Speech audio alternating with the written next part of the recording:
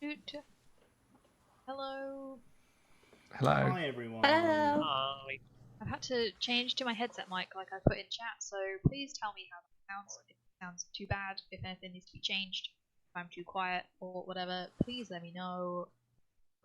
Sorry if I breathe into the mic, I can't help it, it's right under my face. I heard the stream for like half a second before I had to mute it, and you are quite quiet compared to us, I think. Usually I'm a little bit loud, so I turn myself down, but maybe I need to turn myself up now. Everyone wants some extra Jenny in their ears. No, not Hi, me when I'm chat. looking back on it.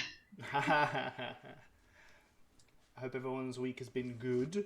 Some of you we've seen, some of you haven't. I hope you've had a safe week of just chilling out. No work at all, no productivity, just chilling out. Thumbs up from everyone. Okay. I turned my mic up a bit, hopefully it's better now. Okay. Well, we can make adjustments as time goes on. I will plop you guys back onto this map because I didn't realise you were still on the manor. The manure. We'll put you back onto the good old Cormier map. Right. Okay. So before we begin, I'm gonna go over the prompts that we're going to be doing this week, so you know what to expect in a couple of minutes when these guys have to answer them. And then I'll give you a little bit of a recap of what happened last session, and then we'll get back onto the prompts, and then we'll start. Because I remembered the prompts this week. Okay, so the prompts that we're asking this week are: how does your character feel about giving or receiving orders? Are they more of a leader or a follower? And the juicier question, it's always good to have one juicy question, one not so juicy question. Okay, the juicy question is, I say that like I've been doing these for years and I know all the prompts off by heart and I'm like really experienced in giving prompts. Yeah. Expert prompt writer. So good. Yeah, definitely not reading these off a list and just randomly picking ones that seem good. Desperately good prompts. What is your character's biggest flaw? See, ooh, juicier. Wow, what a juicy question, Tom. Okay, so these guys are going to have a little bit of think about their prompts, and we're going to just do a like little recap from last session. Okay, so last session we started at the top of the hill looking down on Bogbrook. It is a small village in the middle of fucking nowhere to the south of Nesmith, and we are here on a quest. Nurilee's friend from her past, or acquaintance from her past, from an old community that she was a member of, that is mysterious and we don't know that much about. Ooh. Heard the name of Priscilla. Popped into Nesmith, and after a little bit of a kerfuffle, bit of chat, bit of diplomacy, Priscilla has managed to persuade Nurilee, not that it took too much persuasion because Nurilee is a good egg, to help her out. She is on the hunt for some werewolves. She wants to go and find them, skin them, and take a trophy back to their old community, just to be like, hey, look, I am useful, take me back, because she has been rejected by them. Nurilee said, yeah, okay, no worries. And the rest of the party said, yeah, we could do that. We've got nothing else on right now.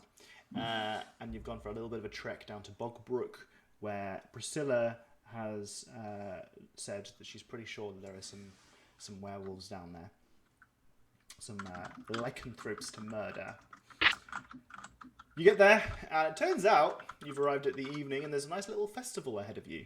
Lanterns lighting this small little kind of hamlet village out in the middle of nowhere. Bogs surrounding you, the wonderful waft of just mud, along with some smoke from a bonfire, and the crackling skin of a hog roast. You get down there and you had some opportunities to meet some of the locals, including Polly Marshmallow and Jeremiah Marshmallow. Don't know if I gave you their surnames, but that's what they're called. Wow. Who were an old halfling couple. Polly was instrumental in introducing you to the rest of the community and trying to make sure that you guys got involved in the festivities. You also met Lily Padlow, who was a little gnome, kind of young adult, who was very edgy, dressed up in big black hood with like skulls all over, on bones all over the painted all over the front of it, which was at least somewhat fitting for the festival. As you spent more time in the village, you recognised that this was kind of about giving up your sins to your ancestors and asking for forgiveness, for atonement for the sins that you've committed over the last year. And parts of this festival involve kind of lugging around the bones of your ancestors, especially their skulls, and kind of just there's a part called the restitution, where the hooded horse, a member of the community who is dressed up in a big black robe with a big horse skull on their head, goes around asking for payment so that you might atone for your sins. The other members of the community that we met were Padlo Lily. So we have Lily Padlo the gnome and Padlo Lily, who was a giant lizard folk lady who got quite close with Haiku. We also met Posat Threll, who was a half-elf, along with his family, his partner Melissa Threll, Sebastian and Rolo, their 2 children. It's a small enough village, but there is plenty of other people that you haven't met yet. You had some opportunities to faff around a little bit with the festival, including painting some candles. There was a little bit of merriment, a bit of drinking, and Haiku used some excellent roleplay solutions to get around wrestling, like doing a wrestling match with Padlo Lily, the lizard folk, 9 foot tall. Wrestling probably wasn't the right word to use there, was it? It's a bit suggestive. But managed to do like a kind of proper Cooper Shell knockdown, and then used, for the first time, what we've seen is that Haiku owns a immovable rod, which you guys haven't spoken to them about very much.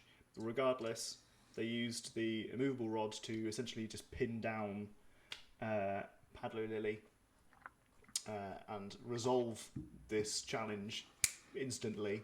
I literally asked for no other involvement. I just, you win. That was it. That was the Good whole job. thing. Just, it's over. But yeah, so that's the first time we've seen that particular magic item get whipped out. Although it's not the only time it was used in the session. God damn it. So we had our characters then spend the night with Posat Thrall and the family, who were very hospitable. And you guys had a moment of taking part in the Festival of Restitution, in that you had an opportunity to give up your sins and give a payment of mead for atonement. After that, the hooded horse then left and continued walking around the houses, and we had the hooded horse go to the house where Padlo Lily was, alongside Haiku, because they were not with the rest of the family. They split the party. They split the party, knocking on the door, and Padlo Lily offered up her sin, which was that she had killed one of the horses belonging to the Threll family that you're staying with. Its bones still in the corner of the room, whilst Haiku and Padlo Lily were enjoying their evening. And then at the end of the night, whilst you guys were sleeping in the currently empty stables of the Threll family, you heard a piercing scream in the very early hours, as you can recognise it's the voice of Polly Marshmallow, who was shouting that she had found the body, a dead body, of Lily Padlo, who was the gnome that was painting candles with you earlier, who you'd told to go off and because she wanted to be the Hood and Horse, but she couldn't be because she's too small. You told her to go off and find the skull of one of the ponies that had gone off and died. I can't believe you guys told her. We didn't tell her to do that. We were like, oh, well, there should be some skulls, blah, blah, blah. And she left. Yes, you did. You heavily insinuated or you implied that she could do that. And she said, okay. And then she left. And now she's dead. So, well, I don't know. There's some Take correlation. no responsibility for There's this. some correlation there. Anyway, hi everyone. It's nice to see you in chat. I hope you've had a good week. You love to see a peek into the DM psyche of what edgy is and what old people sound like. Listen, we've told this story many times before, but I did once have an old person character in one of the D&D campaigns that we played in, and then it turned out that all of the other players that we were playing with were old people. And when I started doing my old person voice, they were like, how old is this character? And I was like, 99.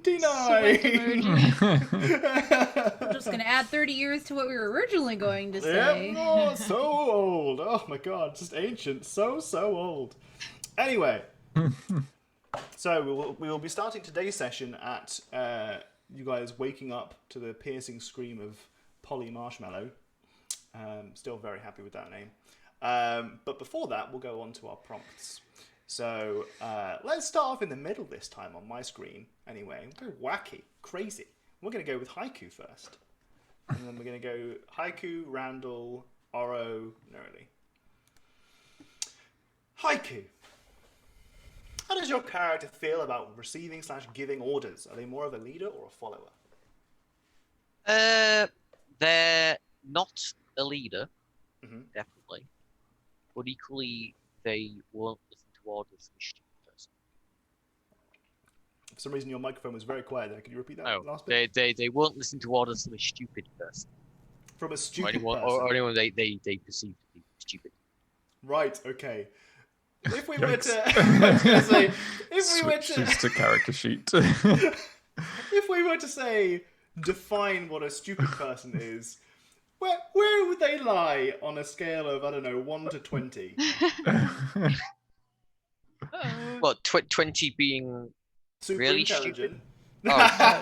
Stupid? 20 being really, really intelligent. 10 being like just godlike intelligence. Slightly above average.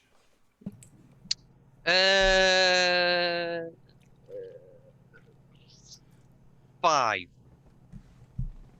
What? Okay. Wait, so 5 is stupid?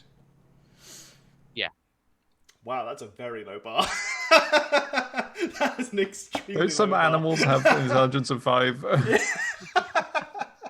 It's like they couldn't even give you an order with an intelligence of 5, I think, because they can't speak. What intelligence do you need to be able to speak? You're talking about intelligence. Yeah, what do you think I was talking about? Stupidity doesn't lie within intelligence.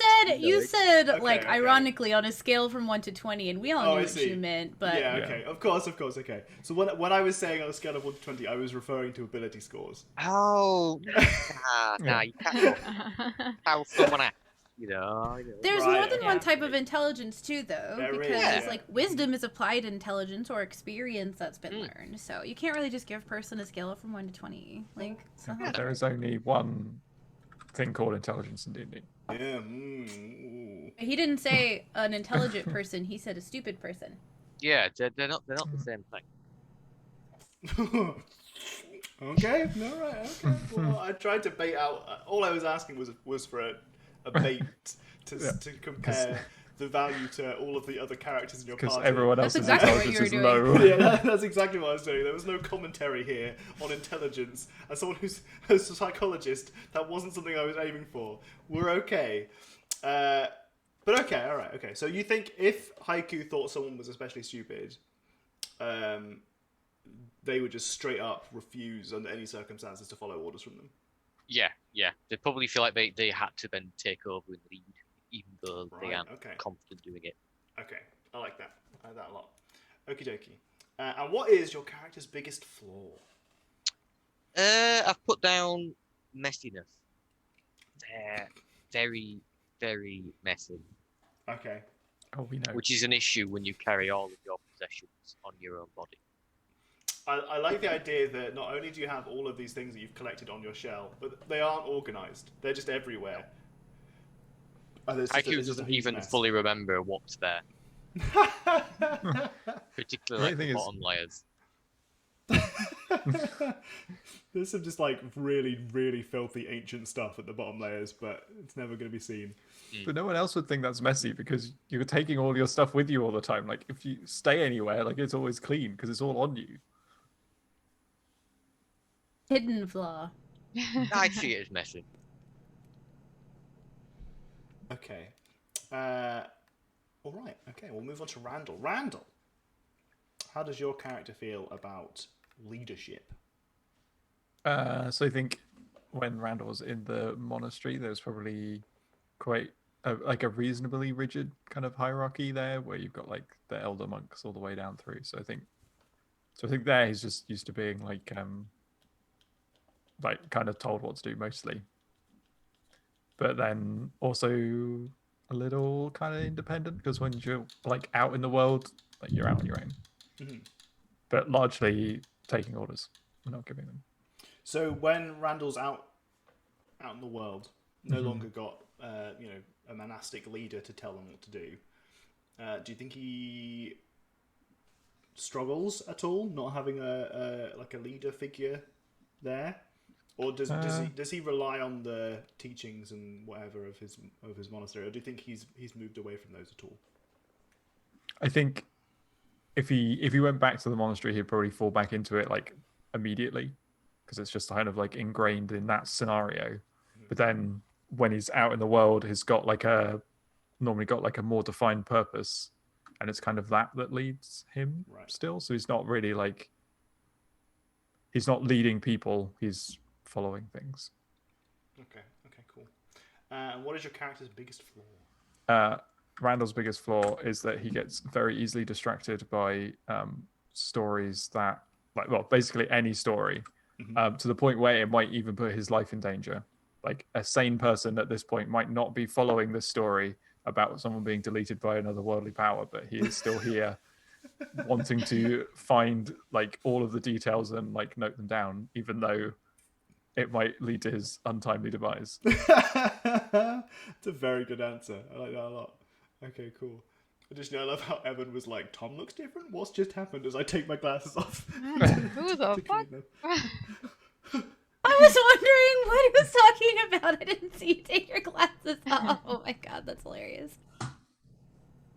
Correct answer is whatever the highest intelligence score of the party is beside Haiku. Superman was on stream for a second. That's my favorite. Whoever could read and write the fastest was in charge of the monastery. Okay, Oro. How does your character feel about receiving or giving orders? Are they more of a leader or a follower? Well, I think because of all the circus stuff and having own performances and stuff, I think she's probably more of a leader than she is a follower. But she's more confident being a leader in things that she knows about. Like if she knows something, she's more confident to be like, all right, I know what I'm doing here, let's go, rather than out of a depth type of thing.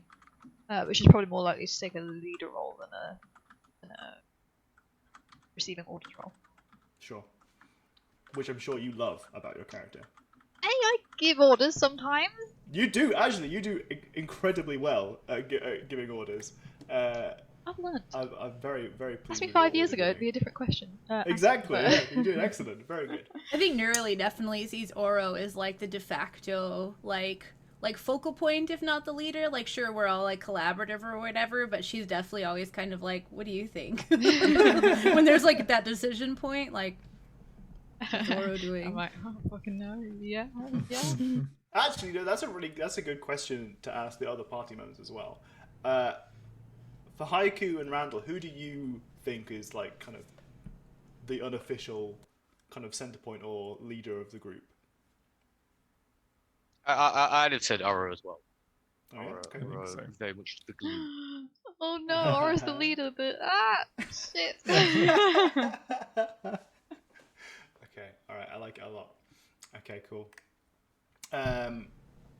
Nugget Right, controls. we'll move It's on Nugget. Nugget's the leader. Yeah. I whisper it to Oh. Nugget after an important decision. I like the idea that they're all turned to Oro as like, what do you think we should do, Oro? And Oro's like, Nugget, what should we do? All And Nugget just always is like, whatever. We reflect on Nugget's intelligence score. Okay, what is Oro's biggest character flaw? I think she's loyal to a fault.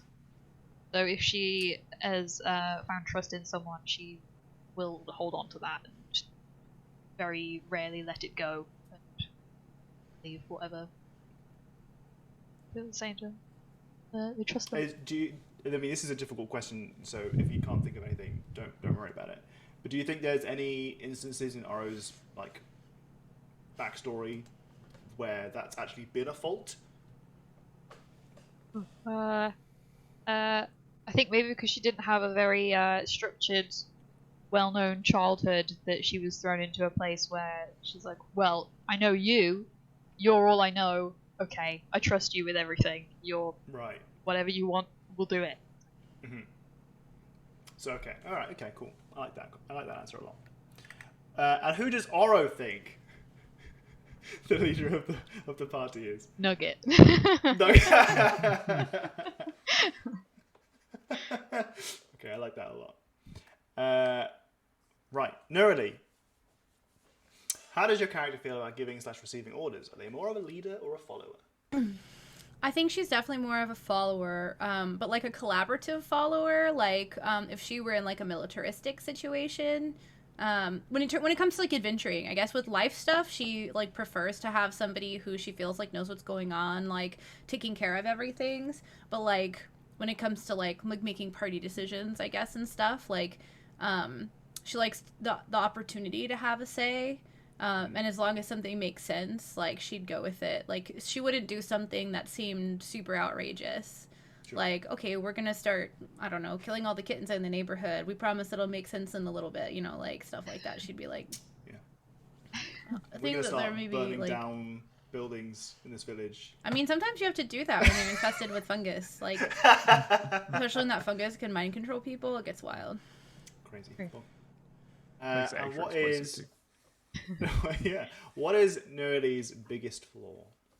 I think for most of her life, naivety has been her biggest flaw, and I think the last several months have like been a very big learning experience for her. Mm-hmm. So while that's definitely still like a hindrance to her character, I think she doesn't know how to assess someone for trustworthiness. It's not even that she can't possibly trust someone or that she's too trusting. It's more just that, like, she second guesses everything now. And although she has come to a place where she is confident that she can trust, like, Oro and Randall after all this time and nothing bad has happened, they're still, like Haiku's new, right? And then, but what if something happens and there's like a disagreement? Would everyone just like leave her behind, and stuff like that? So like watching and waiting for like the shoe to drop is something I think that's kind of like always in the back of her mind now. Sure. Because she doesn't know when to read someone else and feel confident in that. Like, I mean, reading. Especially having been part of the community for almost all in entirety of her life, and then for that to have suddenly been torn out from underneath her. Yeah, that doesn't just go away. Mm-hmm, mm-hmm. Okay, cool. All right, thank you everyone for taking part in our little prompts. I think it's a really nice way to kind of, again, re-establish parts of our character that we might not have thought about for a little while. Give everyone in chat a little bit more insight. But also come up with fun stuff like, who do you think the leader of the party is? And everyone's like, oh, it's Oro. And Oro's like, well, fuck. I think we're all pretty like level in like in like making decisions and stuff. But I think I'm the one who has to be like, okay, sure. I don't know. I looked at them all and they seemed okay with it. Let's do it. in those moments, definitely where there's not time to talk anything out and we all have to kind of like glance at each other, I feel like everybody, or at least like Randall and I, instinctively always kind of like look over to Oro to see what's happening. I'm looking at like, you guys. Like the yeah, okay. The snap decision. I think that comes with a lot of like adventuring parties. No one really wants to be the person who's just like, I am the leader of the party, unless that's like part of your character is that you think you're the leader of the party. Like, if you it's like it's part of your character to think that you're the most important person. Mostly, characters are just adventuring groups are just gonna fall into this kind of everyone makes decisions sort of things. But it's nice to know what our individual characters think, or if you have a face character, yeah, exactly that kind of thing. Words. Yeah, like somebody who might, like, I don't know, play like a bard with like a +17 persuasion. Like, sometimes you just kind of have to always be the talker. Like, Yeah, absolutely. In the last game we played, it was like Katie, which is why in this game now I struggle to not be like Katie.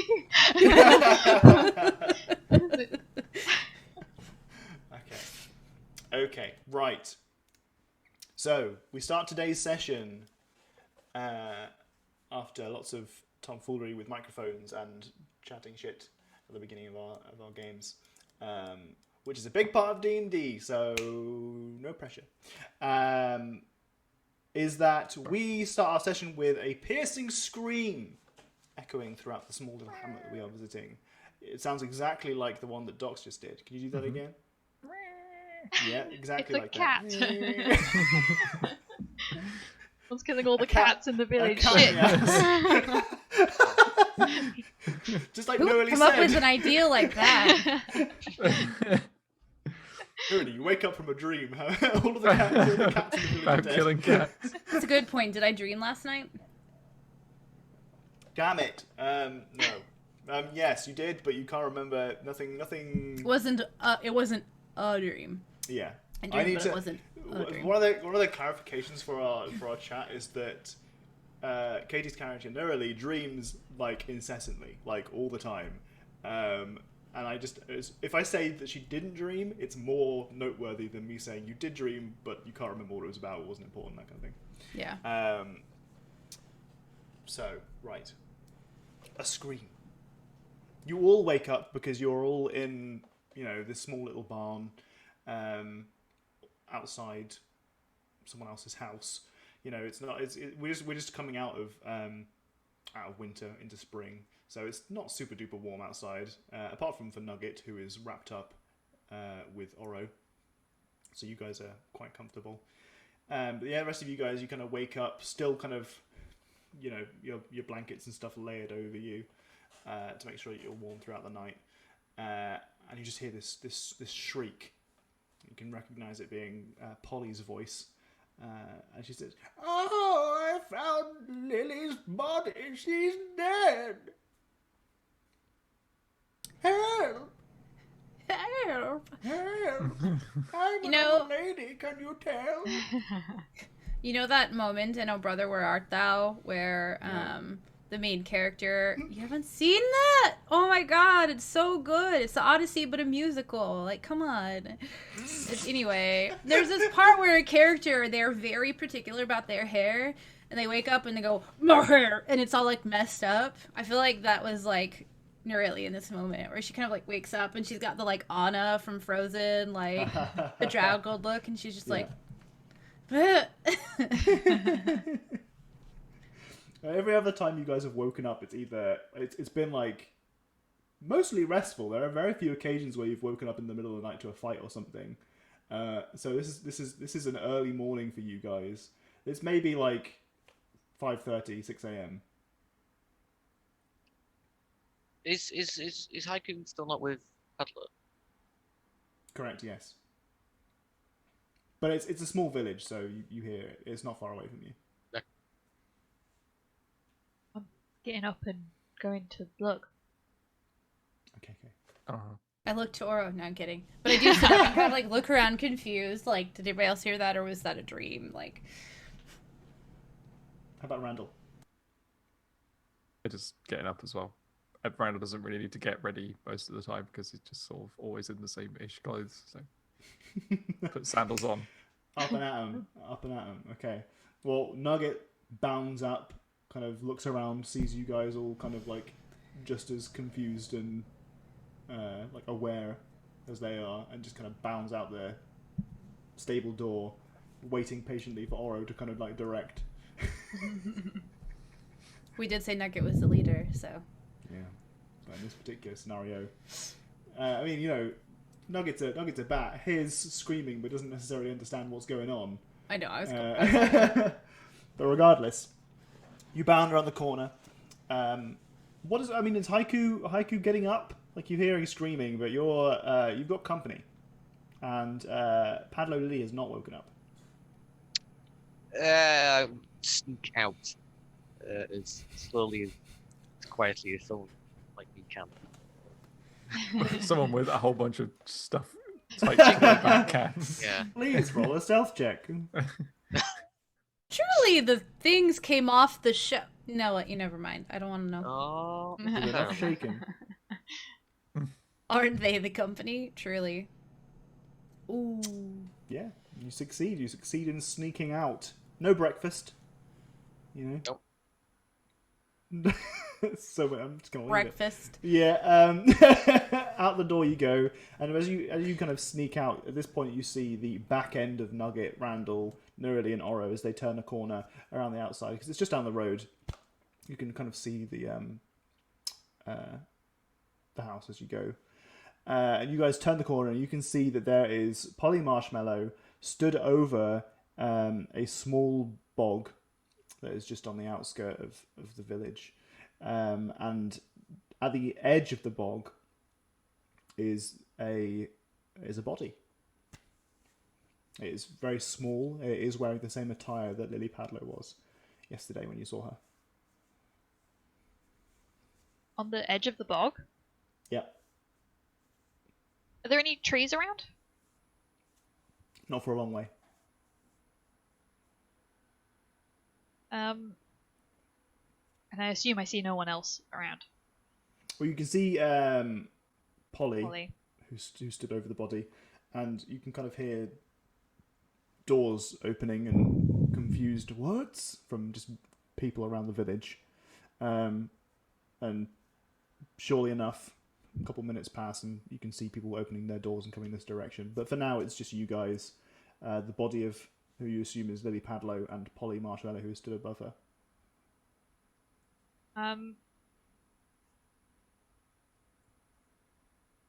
Okay, I kind of want to get on Nugget and go and scout in the air just to see if, like, in panic mode, to be like, go up Yeah, yeah. and see if anyone's there. Sure, okay. Well, onto Nugget you get, and you swoop up into the air. You guys now see, I mean, Haiku can see in the sky as over a building, Nugget soars into the sky with Oro on the back. But Nurili and Randall, what are you guys doing? I want to go and like crouch down next to the body and do a medicine check to see if I can tell how they died. Sure, please go ahead.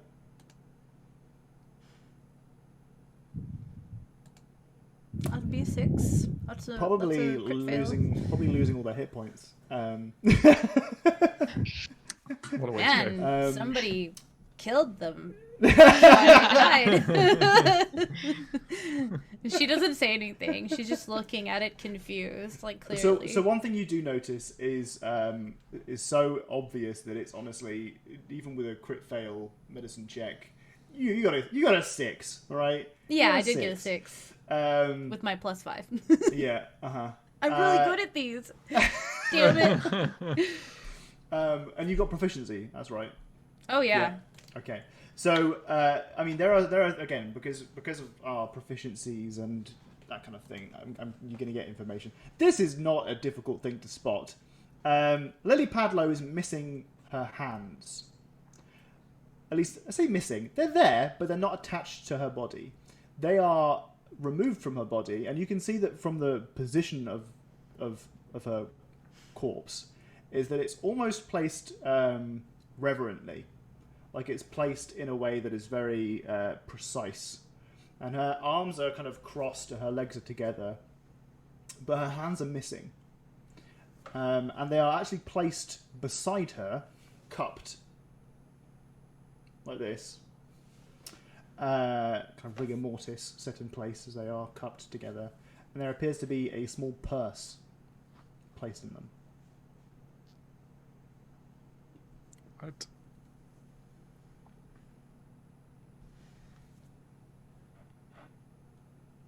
Just kind of like looking around. Look up at Polly. Yeah. Has this ever happened before? Okay, that's fair. What? Has- I'm sorry, dear. I'm just so distraught. Can I insight check her? I was just thinking Yes. that. We could both insight check her, because that's the thing My when you by greatest yourself. flaw is that I'm too naive. Mm-hmm. I trust everyone. No. Okay, so here's why this whole place seems weird to her. Uh-huh. They have a whole celebration where they confess their sins, and a scary horse monster comes around, and they're supposed to like confess their sins to their ancestors, but it's all a big prank and none of the sins are real. And they were like, ooh, come take part in our festival. It's not really a festival, it's a remembrance of repentance. And it seems very like a weird insular community that has like a questionable belief system. And so she's having some like trauma relation to this, and is like, oh my god, maybe they're all in some sort of weird like organization, you know. Is the DM just bad at acting, or is the NPC faking? Fuck off, Adam.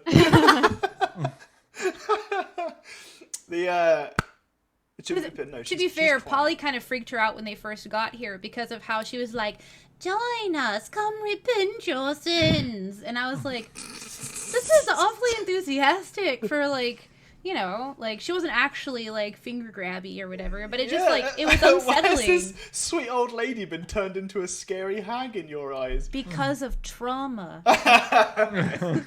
Well, Randall also wanted to do an insight check, so Yeah. you can either roll your own, or you can You can't do crimes. Did my own. Oh. Yes, okay. So I mean, from what you can read from the sobbing old lady in front of you, and you piece together with your experience of her so far, is that she just seems like a nice old lady who's found her fucking corpse in her like on her morning stroll. Yeah, well, adds up. And she's having a big cry because that's scarring. One of the things that she mentioned last night was that that this community is pretty much crime free. You can remember that from your discussions the previous evening. That she'd said, when people come and when they confess their sins, it's usually very tame stuff. And whether or not that's to do with the fact that they have a festival of repentance every year that kind of consolidates the idea that crime is bad, or whatever it is. It's a very small community, and everyone's kind of held to accountability for whatever they do. But she's straight up just sobbing. She's having a big old cry. Oh, we're just gonna have to wait a year for the next one to find out who it was. It's the only way. That's all we have here. You Forgot I was muted. Mm-hmm. Did the hands look like they were like surgically removed, but like is there like a clean cut, or is it like ripped or jagged or anything? Oh, it's impossible for you to tell because you rolled so poorly. Right, yeah, it's so damaged. Who knows what it was actually like? Maybe animals got to it or something. I don't know. How boggy a bog is this? Is this like wet bog? It like all flattens out again, or is this like bog? If someone had walked through it, there'd be like footprints or like marks where they like moved through it. You can give me a perception or investigation check, or a survival check. I don't really like any of those. Can this somehow be history or insight? No, it can be neither of those things. I would like to perform CSI favorite. Let's go with not investigation. Let's go with the old survival. You don't know enough about bogs to really take a good estimate. I didn't think I did. One thing you will take from this is that there don't seem to be any obvious mud prints that follow through the bog as if there were, footsteps or anything. No obvious ones, anyway. For your normal eyes. Yeah. My normal In the bad air, seeing eyes. We currently have Oro, who is flying around the village trying to get an aerial perspective of the local vicinity. What is it in particular you're looking for? Suspicious activity? Suspicious activity. Okay. You can give me a perception check if you'd like. 20. Oh, what do your goblin eyes see? Well, from from up here, you have a really excellent view of the local vicinity, the moor, in the kind of on the outskirts of the bog itself. Again, very poorly located hamlet, but the area around you looks pretty kind of empty, really. I mean, there are plenty of bogs that you can see. You can see that there is a small kind of copse of trees that is off to the east, closer to the Hermit Woods, but not quite in the Hermit Woods. You know, you spent some time in those woods now, because that's where you, adjacent to there is where you met Haiku, and then you went through there and into the swamps, into the center of it previously.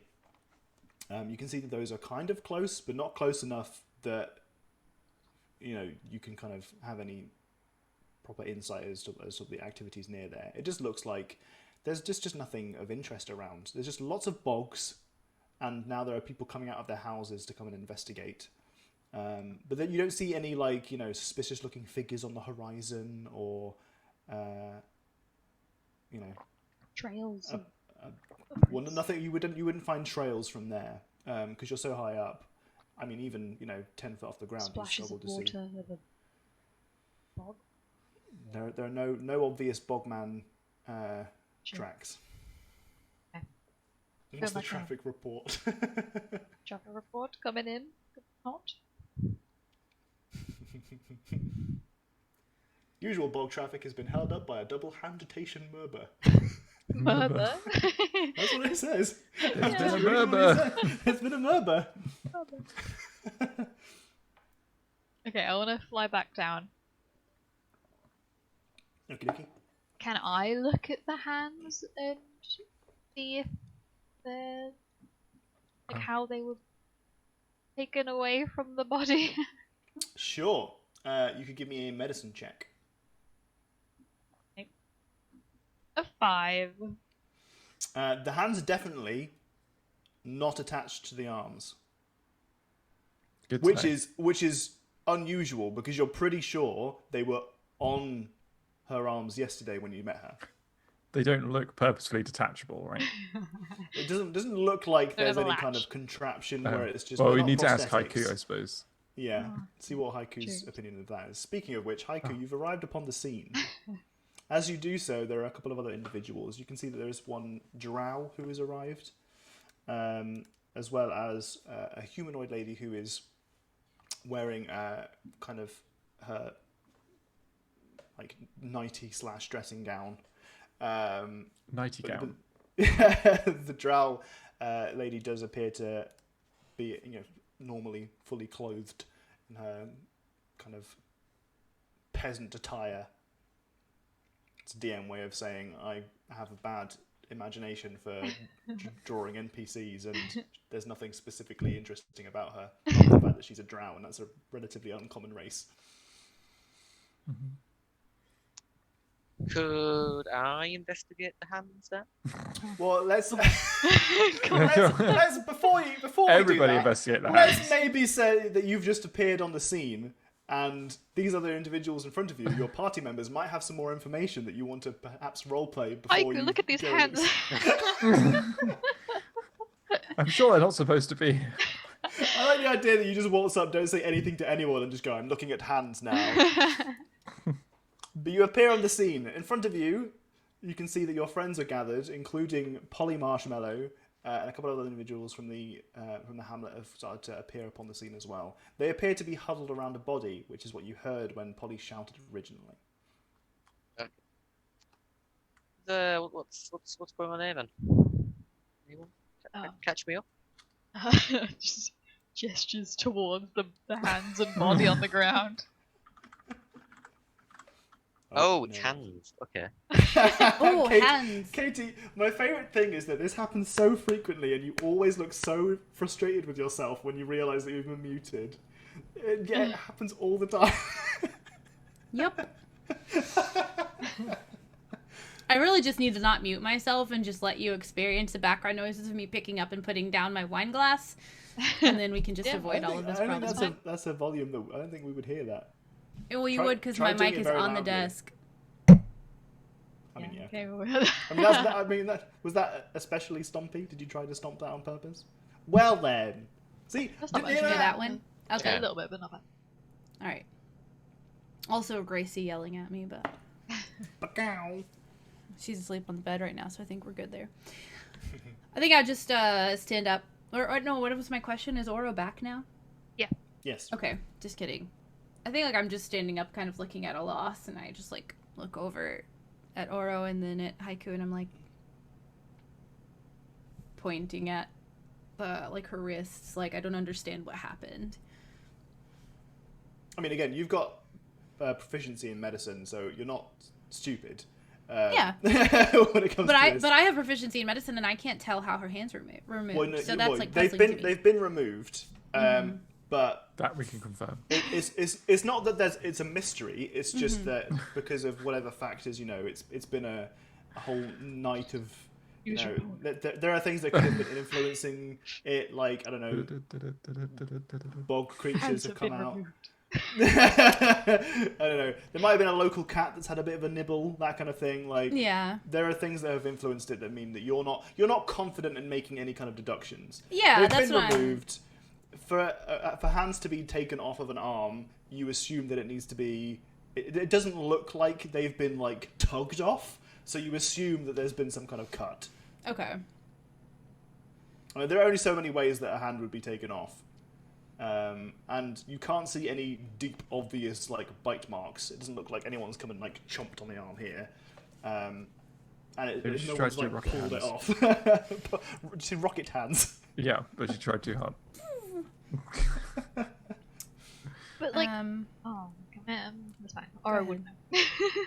Oh my god, we got some really excellent shit in the chat right now. She handmaiden. Curious to see how they handle this. That was quite the backhanded wordplay. Looks like Lily isn't feeling it this morning. Oh my fucking god. Ooh, another side question. Does this appear to have like religious significance because it does look like ritualistic or whatever? You could give me a religion check. Ding ding ding ding ding. Katie rolls high. Finally. Mark it on your calendar. Put it in the news report. Next to that. I think I spent the whole last session rolling everything under 10, so I'm glad to see a little bit of a change in that. So it does appear that the hands have been placed in a way that looks very purposeful. And I said previously, they look like it's been placed reverently, like it's been placed in a very particular way that is supposed to have some kind of significance. There is no specific religion or anything that you've got tied to this. It doesn't look like, nothing in your memory banks goes, yes, people cut off hands and place it in this particular way to you.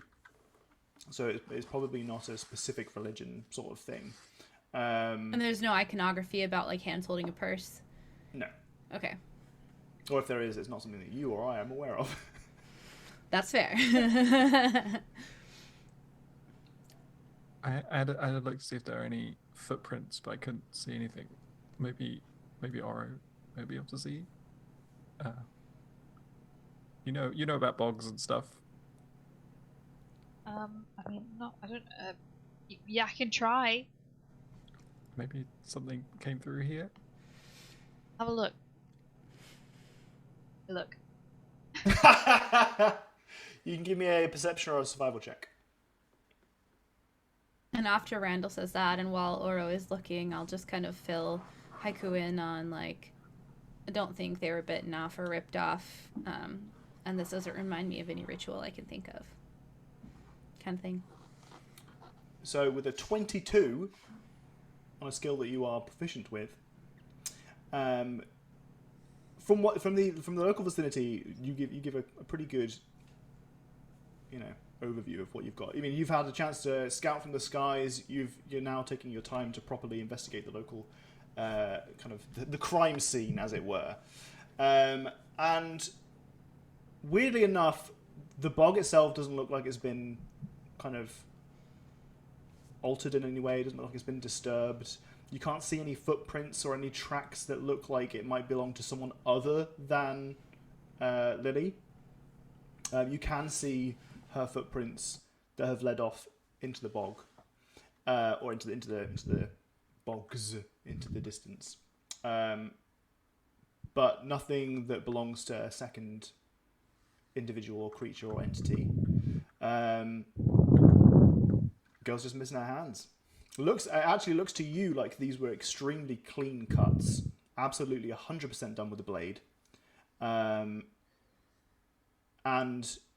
from inspecting her body, you can't see that she has any other wounds.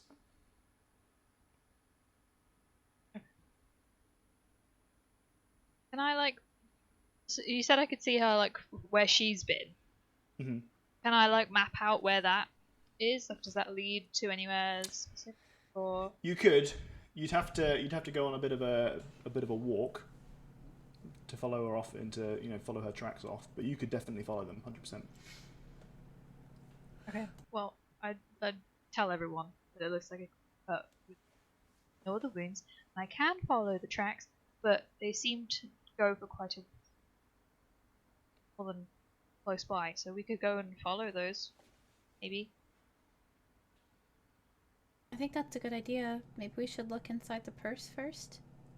See if there's anything else on her that might be a clue. Yeah. One other thing that you will notice is that on the far side of the bog, kind of where the tracks lead, you can see the tracks change from footsteps to footsteps and something being dragged, but at the end of where that dragging is just a large horse skull.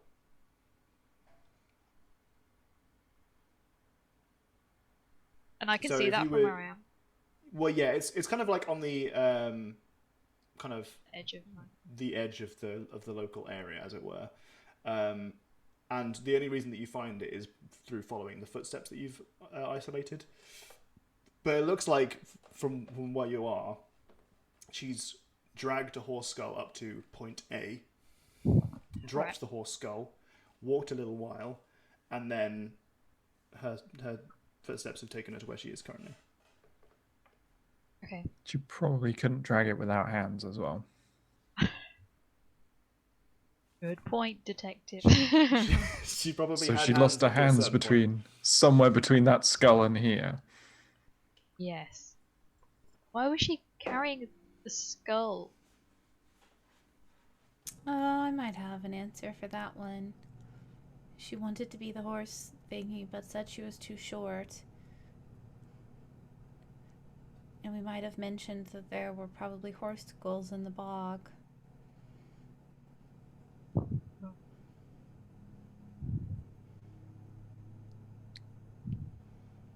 But I'm sure that's nothing to do with it. Yeah, it's probably Just something go. entirely different. Yeah, it's probably fine. Maybe we should look at the purse. Let's have a look. Shit. Yeah. So you Can we check it for traps? Check it for danger. Make sure it doesn't have like a hand pulling off a trap. would you like to do that? Yes. Okay, Danger give me a perception Danger or check. investigation check, please. You got a Danger 7 on the check. danger check. Danger check. 25. It does not appear that the hands or the purse have been trapped in any way. Open the purse. You At open least anymore. Inside the purse, you find roughly 5 gold pieces in silvers and coppers. Just You can also see that it has initials Oh. that have been put on them, and it says KS.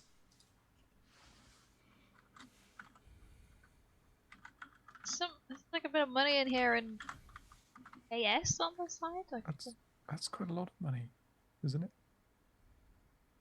yeah. No concept of money. Yeah. As adventurers, this is nothing. But for your normal common folk, For the common folk, for paupers, this is surely a significant amount of money. For people who don't get hazard pay because their jobs could kill them regularly. yeah. Regularly. This is Faerun. Everyone's job could kill them.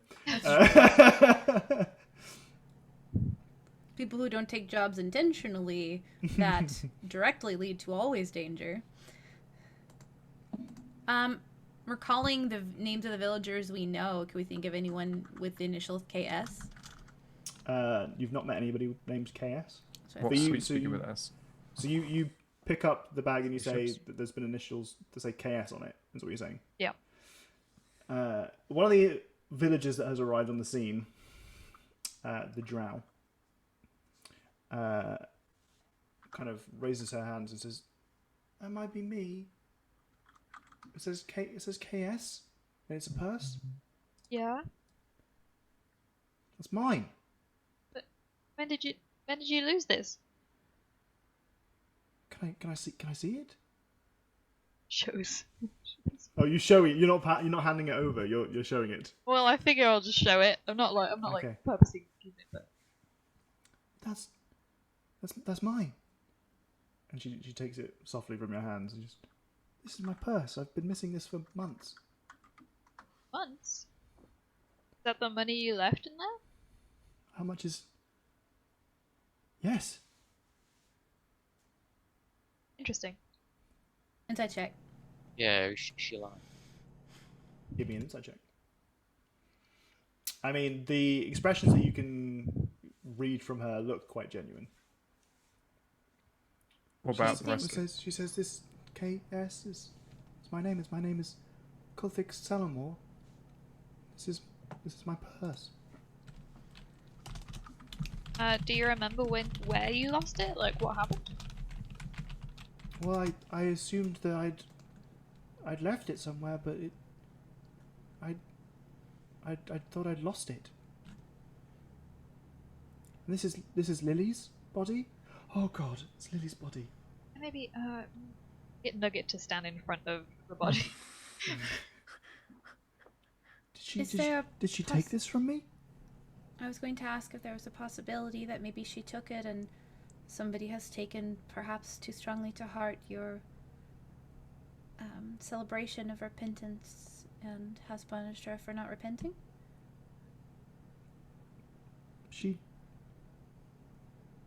What is she doing out here? She was looking for a horse skull, probably. I Was point she not- across the bog to the dragging and the horse skull. So she wasn't even here for the restitution? Maybe not. This wasn't me. I didn't do this. I didn't even know that she had my purse. Polly, it wasn't me. Insight She turns check. over to... Okay.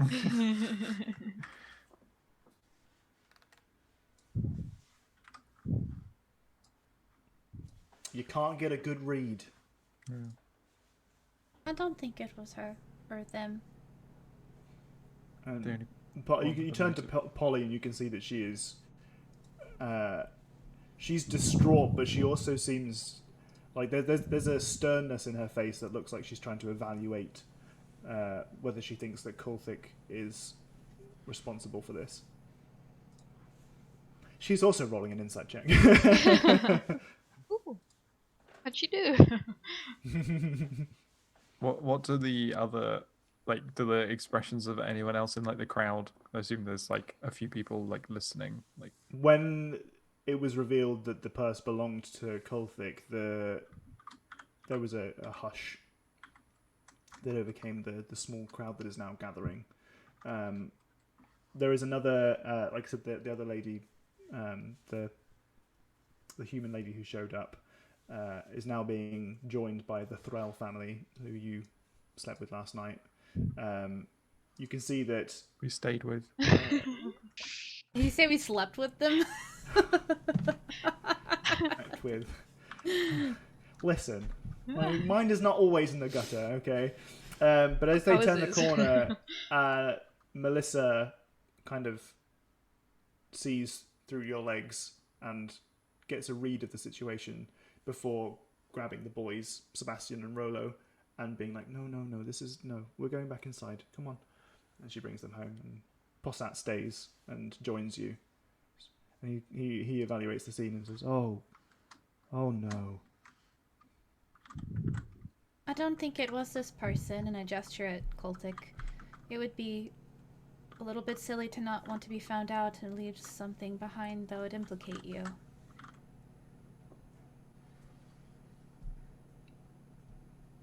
But no one's like super, like other than Polly, no one's like super shocked.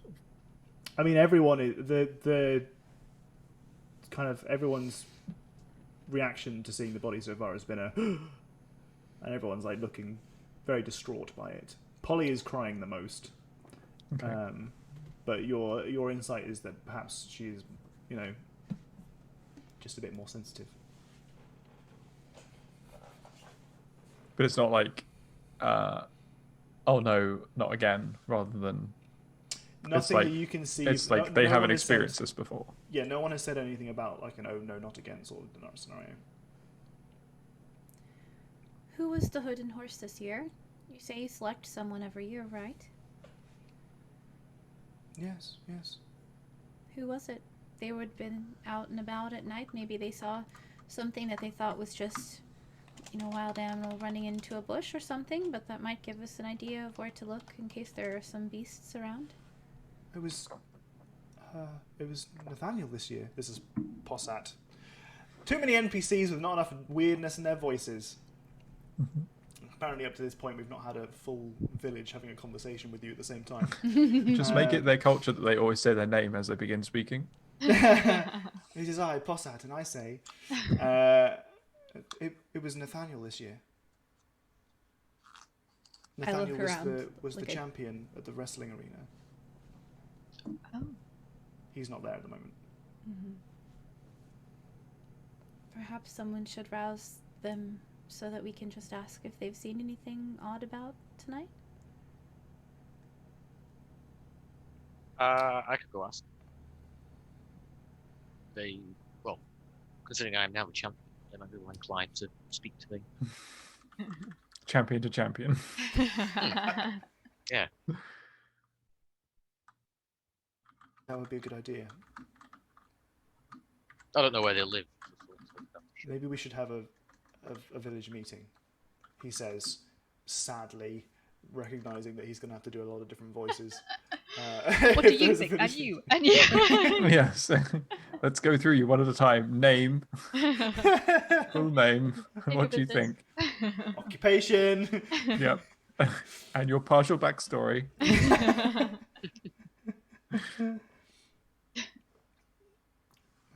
Perhaps it would be best if you spoke to Nathaniel.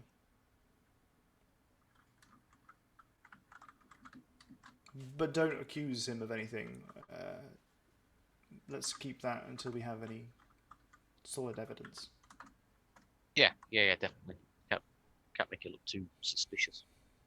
Sure. Are you going to leave and do that now, or are you waiting for the party to resolve any other... Yeah, I'll wait to see if anyone else join. Sure. I want to see if she has anything else like on her that might be telling. Oh, on the body, you want to see if there's anything else that kind of reveals anything. Well, you had a pretty good look at her before, and you rolled quite highly on your perception check, so you're fairly confident that you've probably spotted just about everything. She's laid in a position that looks very reverent. The hands almost look as if they are held offering something. There was a purse in it that had the initials KS, which you believe is this drow lady's initials, Kolthik Salomore. You can see that the footsteps that you've isolated lead off into, onto the moors. And along the pathway, there is a horse head that has been dropped, or a horse skull that's been dropped. But beyond that, I'm pretty sure you've got everything. can I directly ask someone to like get a blanket or something? Because at the moment, Nugget is like shielding most of the town from most of it, right? Sure. Right. Good idea. Yeah. Possat. 1 second. Possack kind of runs back to the. Possat. Yeah. Runs off to the stables where you guys were sleeping. Comes back with one of the blankets that you guys were using and just lays it over the body.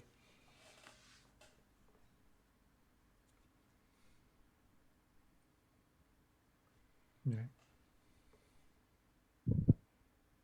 Let's go speak to Nathaniel. Looks at Oro. I'm off looking at the corner of the bog at the skull thing. Okay. Yeah, I guess that. Maybe we shouldn't go too far, though. I feel like we should. No.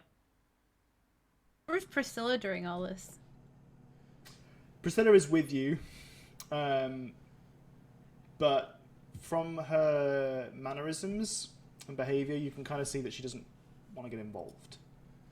She's not of the adventuring sort, i.e. the kind of people who like to get involved and solve things. It appears that... She the hand pulling off sort name. That she arrived here hoping to, hunt werewolves, not get involved in the concerns of the locals. Yeah. Fine. Just want to make sure she didn't sneak off or something. No, she's there with you. She's just not. And she was with us all night. Yeah, as far as you guys are aware, no one noticed that she left in the night, and she was there when you woke up.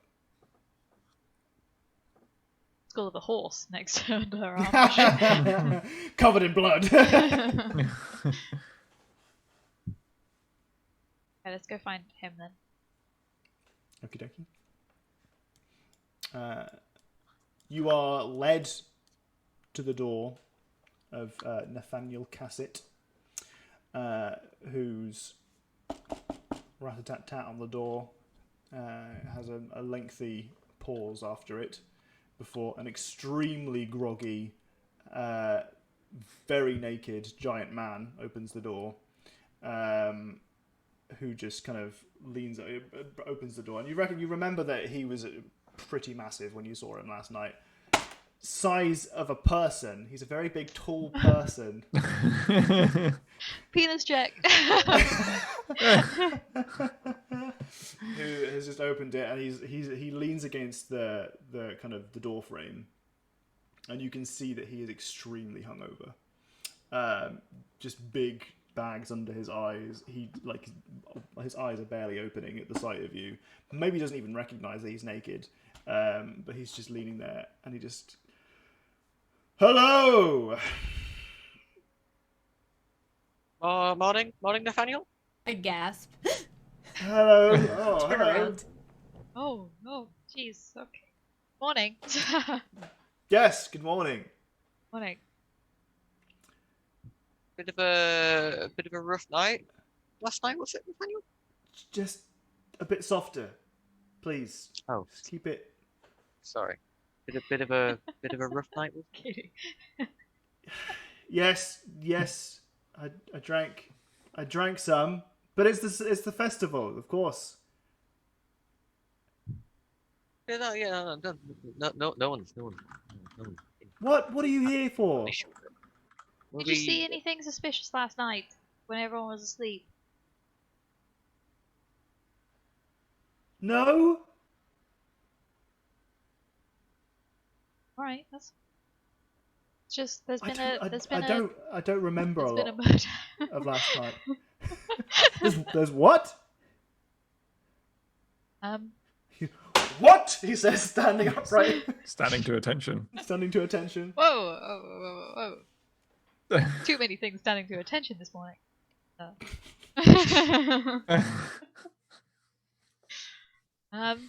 Shit, I've forgotten her name. What was her name?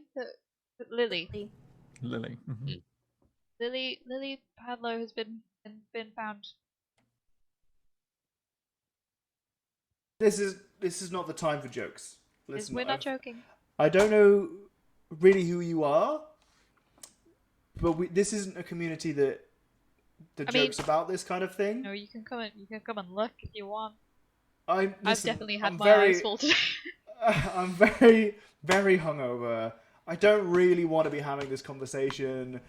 I know you guys are new here, so maybe you've got some weird, funny cultural quirks, but I just don't have the patience right now.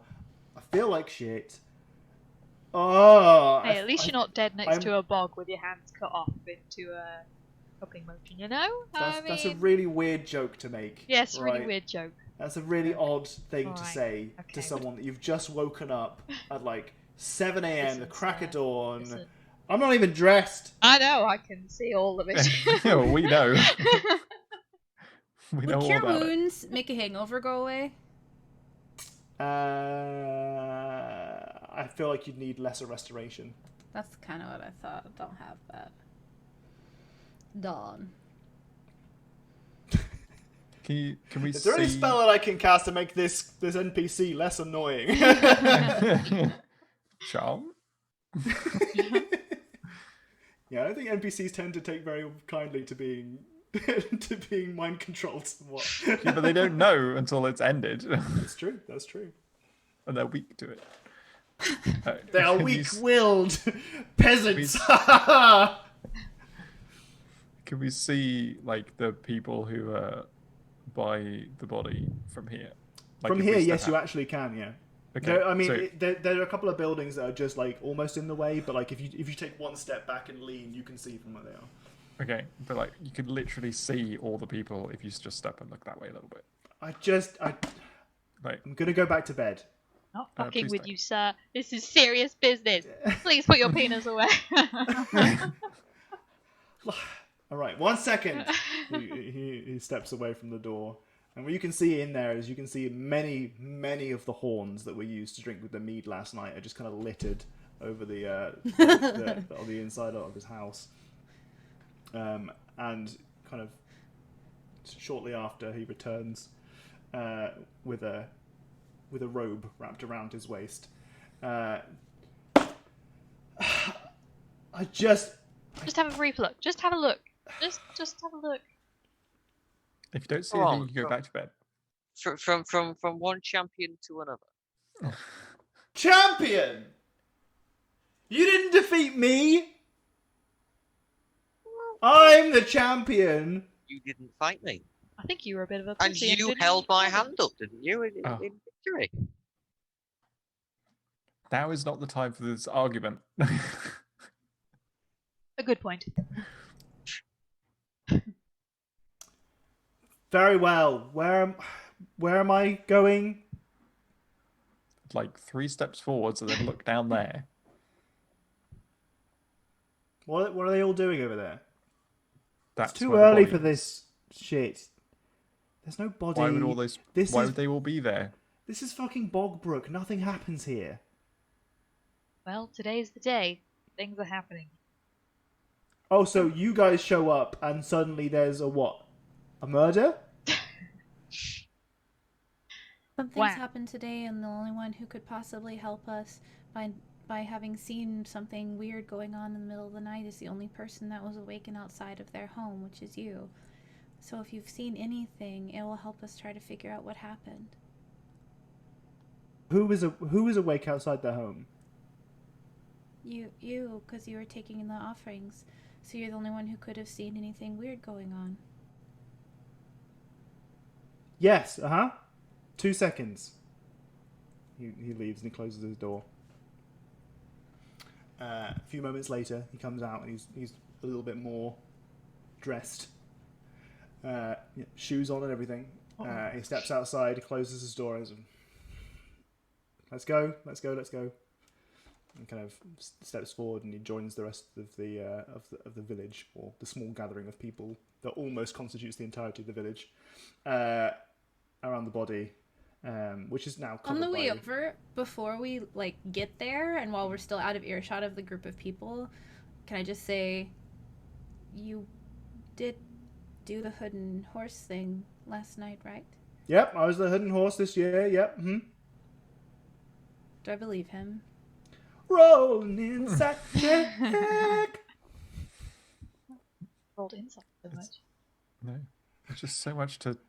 We're not see usually inside of- solving mysteries. Yeah. I mean, he seems grumpy, but Yeah, there's nothing. okay. Continue on then. Seems trustworthy enough. Just grumpy, maybe a bit dislikable. Yeah. Those kind of people happen. Good fighters, They those. exist, yeah. But regardless, he arrives on the scene, and he can see that the small frame of the gnome Lily Padlow is tucked behind the blanket that you've laid behind, and he looks over to Possat, who is slightly taller than him, though hunched over to be a relatively similar height, and says, "So it's true then? These guys they weren't fucking with me. This wasn't some horrible joke." And Possat says, "No, Lily's dead. Yeah, they found her with Kolthic's purse, her hands cut off. It looks like she was dragging some kind of horse head around, some skull. But she's been murdered, yeah." And Nathaniel says, "Fuck."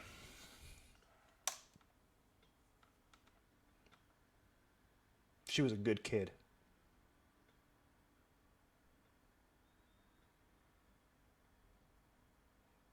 Fuck.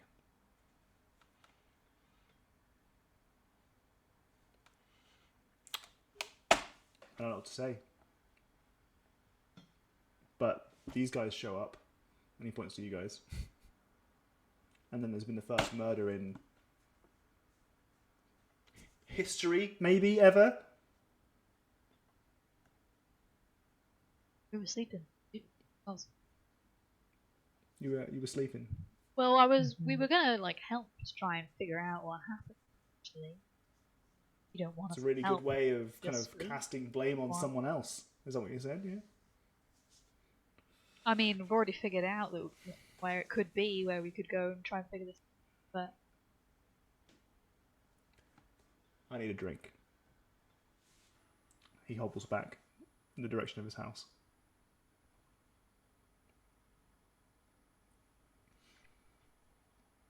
If you Google it, you'll see the festival that Tom ... liberated from the wiki. I did not liberate this from any wikis.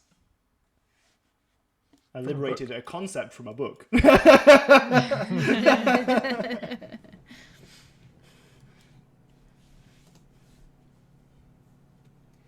Maybe we should just follow what you found, Oro. I think that's probably the only thing.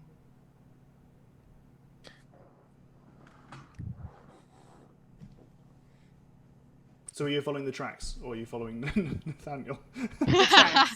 I'm following him back home. The thing you found. Just Nathaniel. Okay.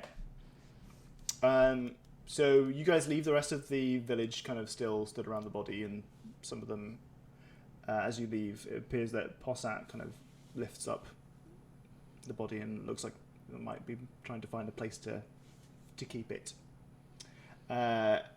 As you walk along the path, you've got the help of not only Priscilla, but also Oro, kind of following the tracks. You can see that Priscilla is reluctant because, she's got other things in mind that she'd like to rather be getting on with, but she's helpful enough in essentially guaranteeing that you guys can follow the tracks very easily. And you can walk along these you tread the same steps that she did in the night before. You can see that it looks like as you if you follow the steps out, like the way that she came home, it's almost a direct line. As you kind of just follow it straight along, you can see that there is a dragging in the mud of where you can assume the horse's skull was also kept, pulled along the floor. Very heavy, and she was quite little. As you do eventually get to the end of the path, you find that there is a bog, and there is a pony that had been stuck in the bog. You can see the rest of the body of the pony that is still there. You can see that there are some chips of the bone that have been taken off. It looks like she's kind of hacked and pulled at this skull to try and get in there. but she managed to do so without slipping into the bog herself or anything like that. The scene here looks kind of very innocent. I think that could be the way to describe it. It is, a horse's skeleton buried in a bog. You do note that there is only one horse's skeleton here. Though hearing from Possat, he did say that they'd lost both of their ponies in the bogs. Haiku will know that the other pony is hidden in Padlo Lily's house. But there's just a skeleton here, missing its head. A question about the footprints. Yeah. When the skull was left, do the footprints that are on their own look different? Like, does it look like she was then running? Like they're more spaced apart? That's a very good question. Very good question.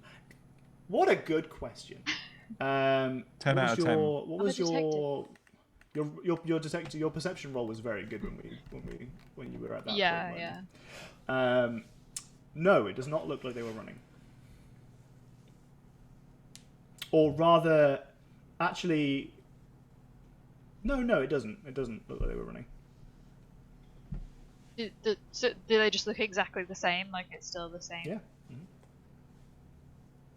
It doesn't look like she was running after leaving the skull here. Which doesn't seem to indicate that she'd lost her powers and was trying to run away. Whatever was here. Why would she stop then? If she got it this far? Maybe she saw someone she thought she knew. Would it suggest someone maybe sneaked up?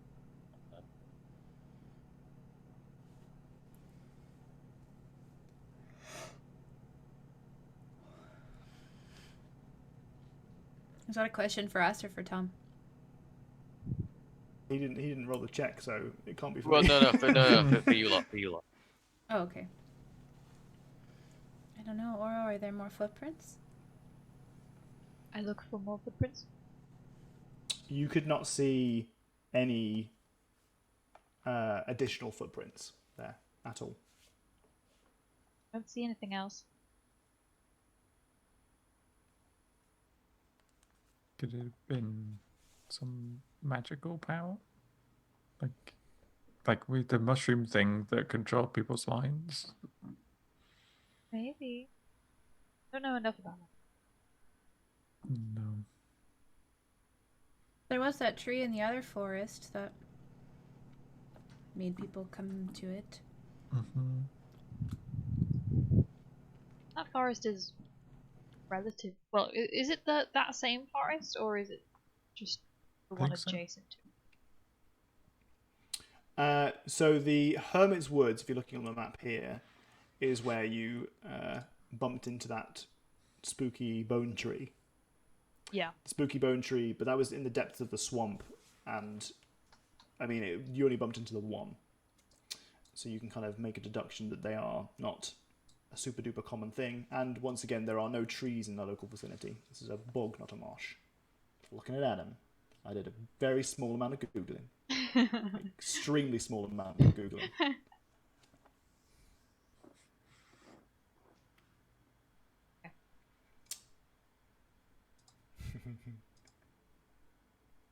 I love the chat like to get involved in first off making puns, but also asking questions about it.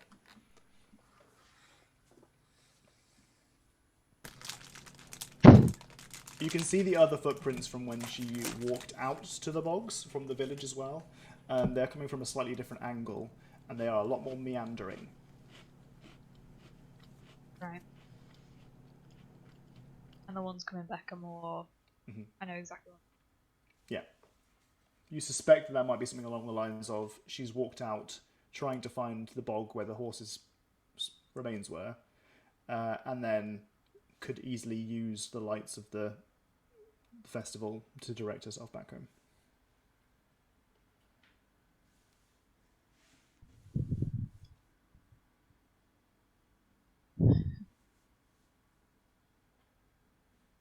ugly. No. Well, I don't know what happened. I don't know where to go from here.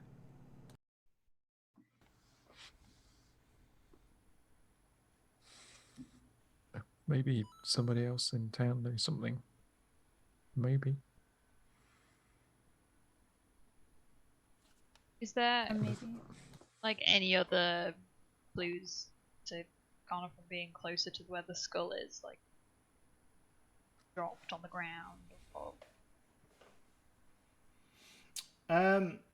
Well, having looked at the skull itself, bearing in mind these are quite distant. These locations, like where you found the body and the skull, are they're relatively close. It's maybe like 30, 40 meters away. But to the bog where the skeleton horse is, that's maybe like an hour's walk. Like that's a little bit of a trek. So they're not super duper close. But you're capable of following the tracks very easily, especially with the help of Priscilla. But when you go back and kind of evaluate the place where the horse's like skull was dropped, it does look like it was dropped rather than placed delicately. You can see that there are small fragments of bone that look like maybe they've been dislodged or something. Some teeth that fell out, that kind of thing.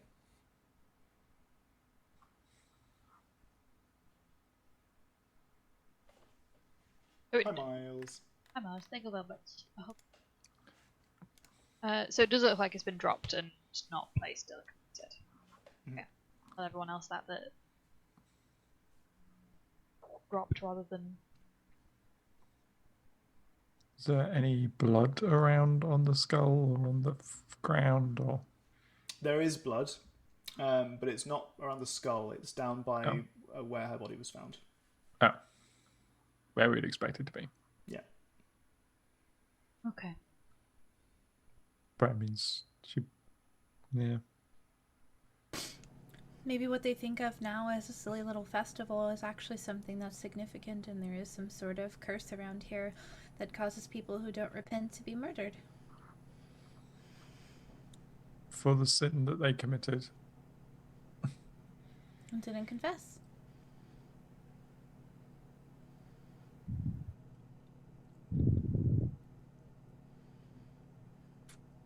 Who does the killing though? I don't know, we've seen a lot of weird things.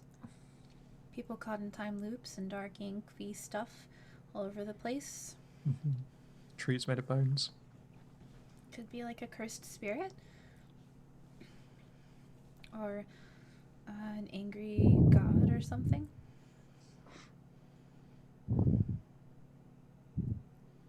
Could be a werewolf. Is that how There not werewolves have been attack? tracks. Unless they turned back into a human and covered their tracks. I don't exactly know. Maybe they never went out into the bog. Or maybe they knew where to walk in the bog where we couldn't see tracks.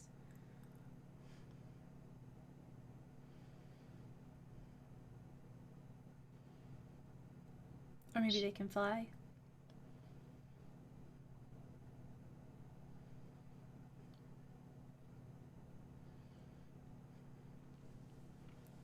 I don't know if there's anything else for us to go on here, though.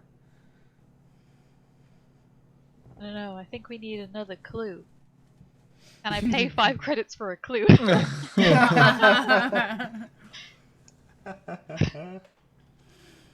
Would you like to know more? You seem stuck. Give me some money. Just if we stand still, the quest arrow will appear in a second and tell us which way to go. Yeah. And I press the shift key and it'll highlight where I need to go. It's a particular button like in The Witcher where it just like the whole world just lights up only clues and things that you can interact with. Yeah. I use Bloodhound's power on Apex or whatever the fuck his name is. So Highlight the area.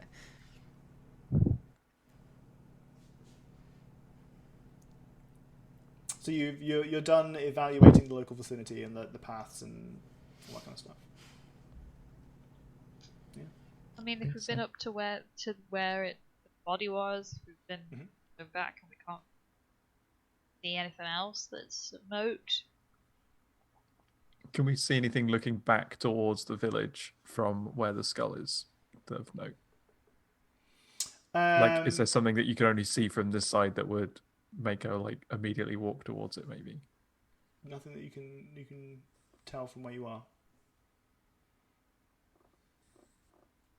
You can see now. It's a distance. It's a real distance.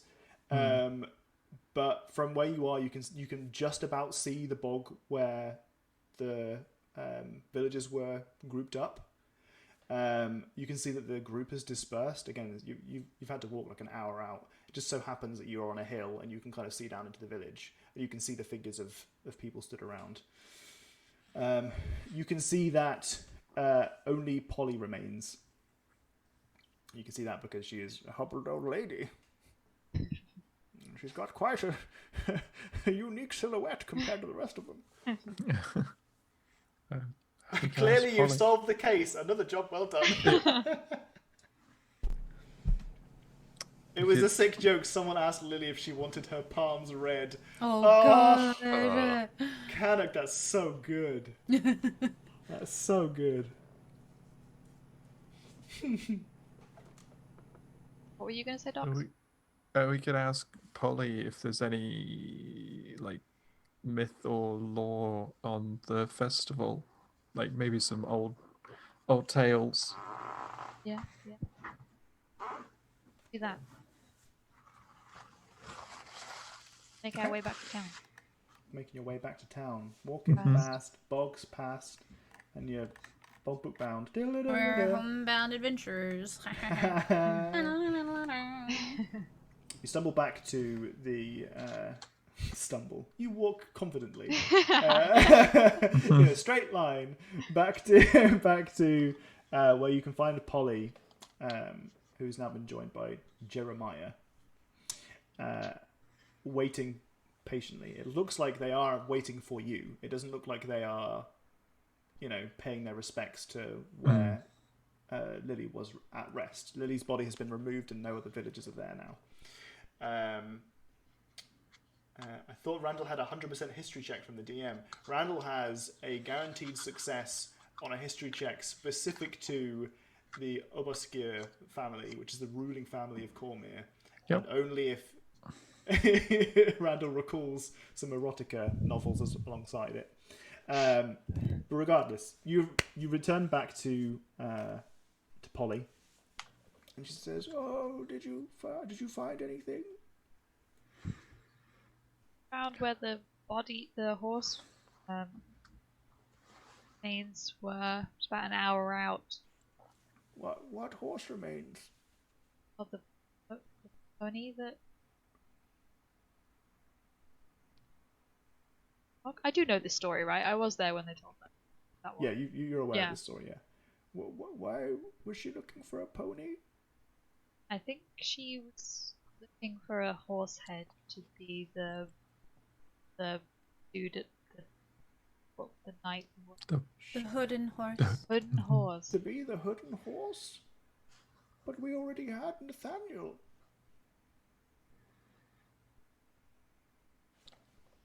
We wanted to do it and said that no one would let her because the costume wouldn't fit. So maybe she was going to make her own. Oh, Lily. Oh, dear. Well, it seems that perhaps that she has been punished for not repenting her sins. Is that a thing? Is that what happens? Well, that's what the story is, but no one's ever done it before. What happens in the story?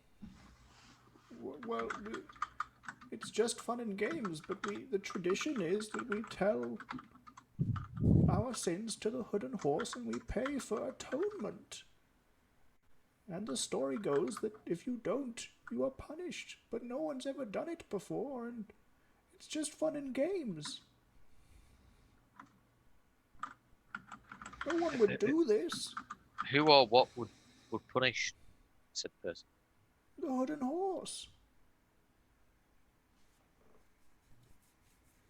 you talking about Nathaniel, or is this more of a metaphoric thing?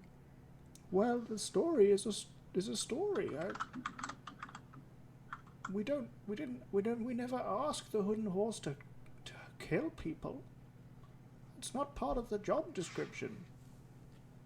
You just knock on doors and get booze. Who was the Hood and Horse last year? Oh, well, I think that was the last year that Jeremiah was doing it. And Jeremiah stood there. Yes, I did it last year. I didn't murder anybody then either. I don't think. Well, but Story nothing. of the Hood and Horse, then? Sorry, what did you say? What was the story of the Hood and Horse, then? Well, the story goes that the Hood and Horse is a representation of our atonement for our sins. It's just a story for children. It's just fun. Do you know where the story came from? Oh, it's been around for much longer than I remember. And no one has not repented before. Well, most people only repent for a silly sin, you know. But it appears that Lily had a more grievous sin that she did not repent for. You can see now that Polly has a very concerned look on her face. A lot of times stories come from something that is more important, but as time goes on, people forget about it. Do you have any history of the village written anywhere? Yeah, just a small hamlet in the middle of nowhere. Nobody keeps records. No storybooks? We don't even have a mayor.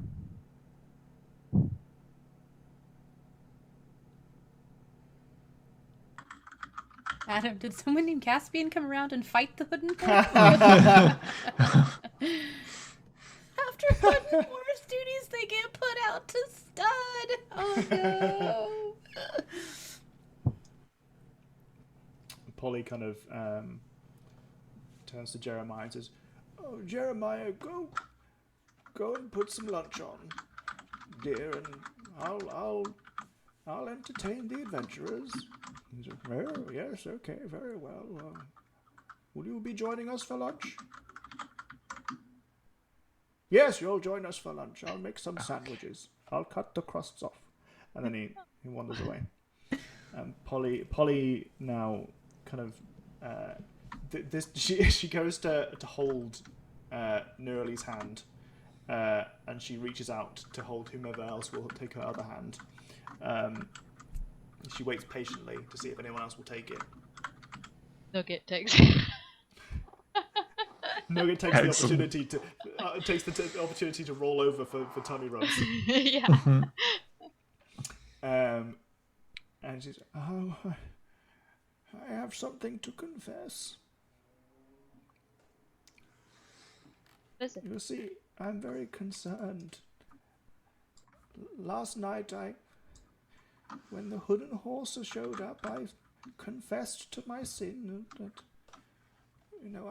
I put a little bit too much rum in the rum cake that I'd made, and the Hood and Horse took my payment, and that was fine, but I'm afraid there's a graver sin that I should have atoned for, and I'm worried that I will be murdered next."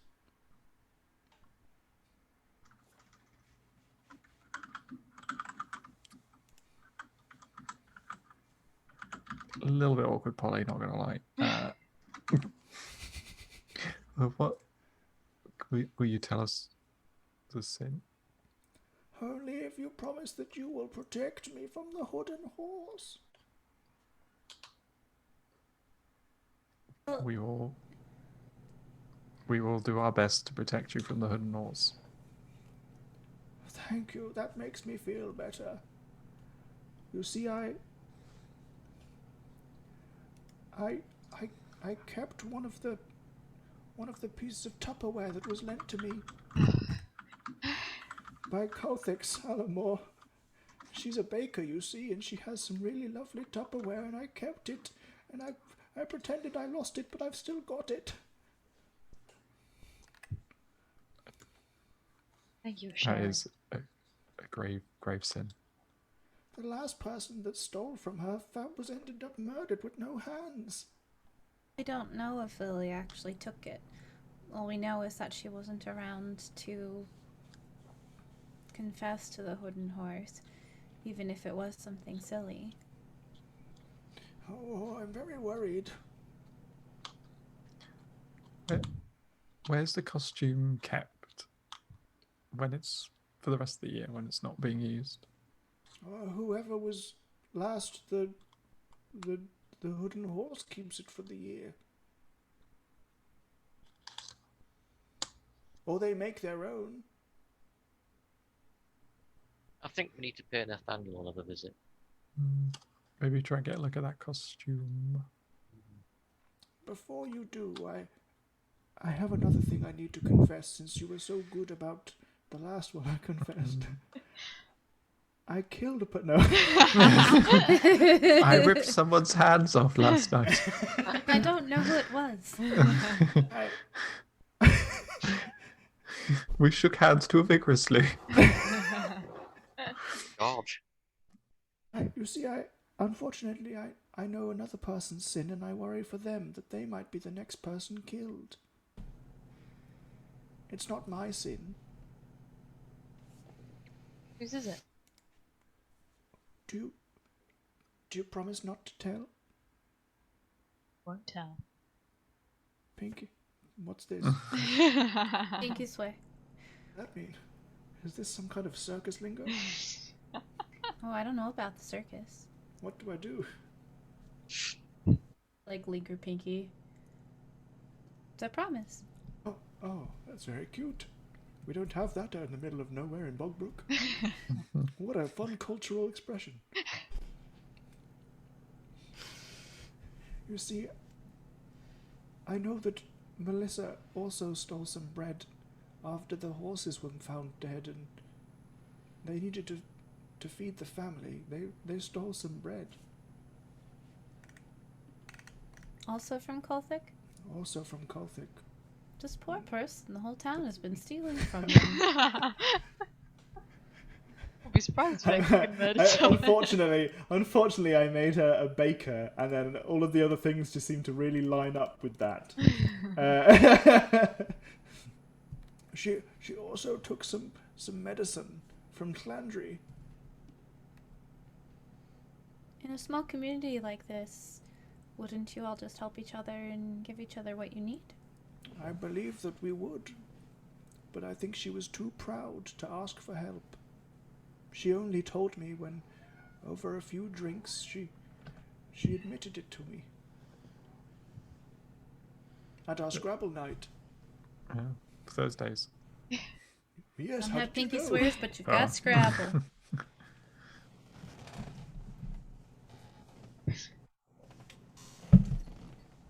Worry for their safety. But you both confessed a sin. Well, you were there. Did she confess to that sin? No, she did not. I don't believe. But his story doesn't say confess to your greatest sin. Well, that is kind of implied. It's how we... But we all gotta go. Well then, Hood and Horse has got its work cut out.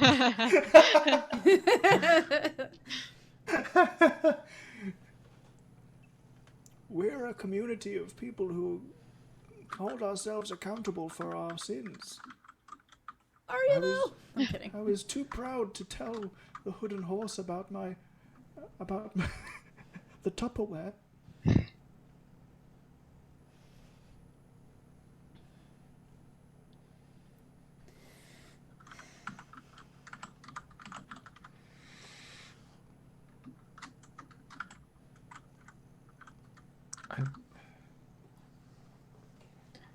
Sometimes stories like this have some truth. Sometimes they don't.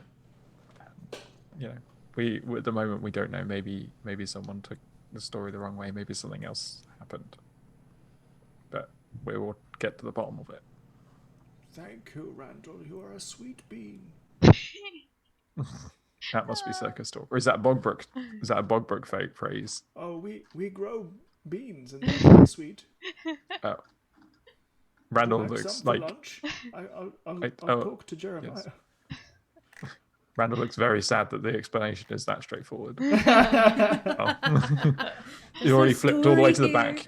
Yeah. Flipped all the way to the back into like the appendix section to write all the words. I was like, oh okay. Did she say that there was a record of this story? No, she's essentially said that it's been passed down, and that these guys live in the middle of nowhere. They don't think their history is important enough to keep a record of it. It is now written down, though. I would like to point that out. Someone out there. Gotta go kill Polly.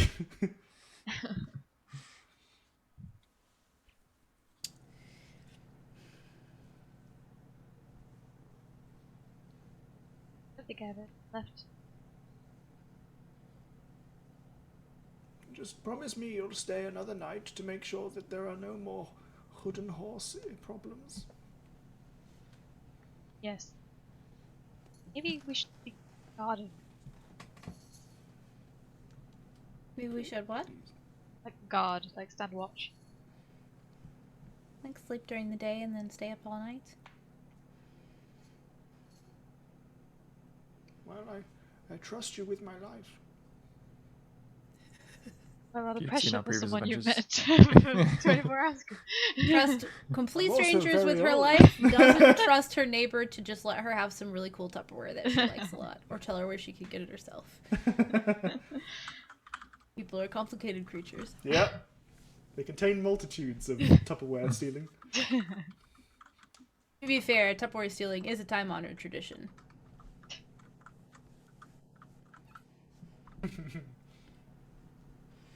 To be fair, they did a bang-up job last night, yeah?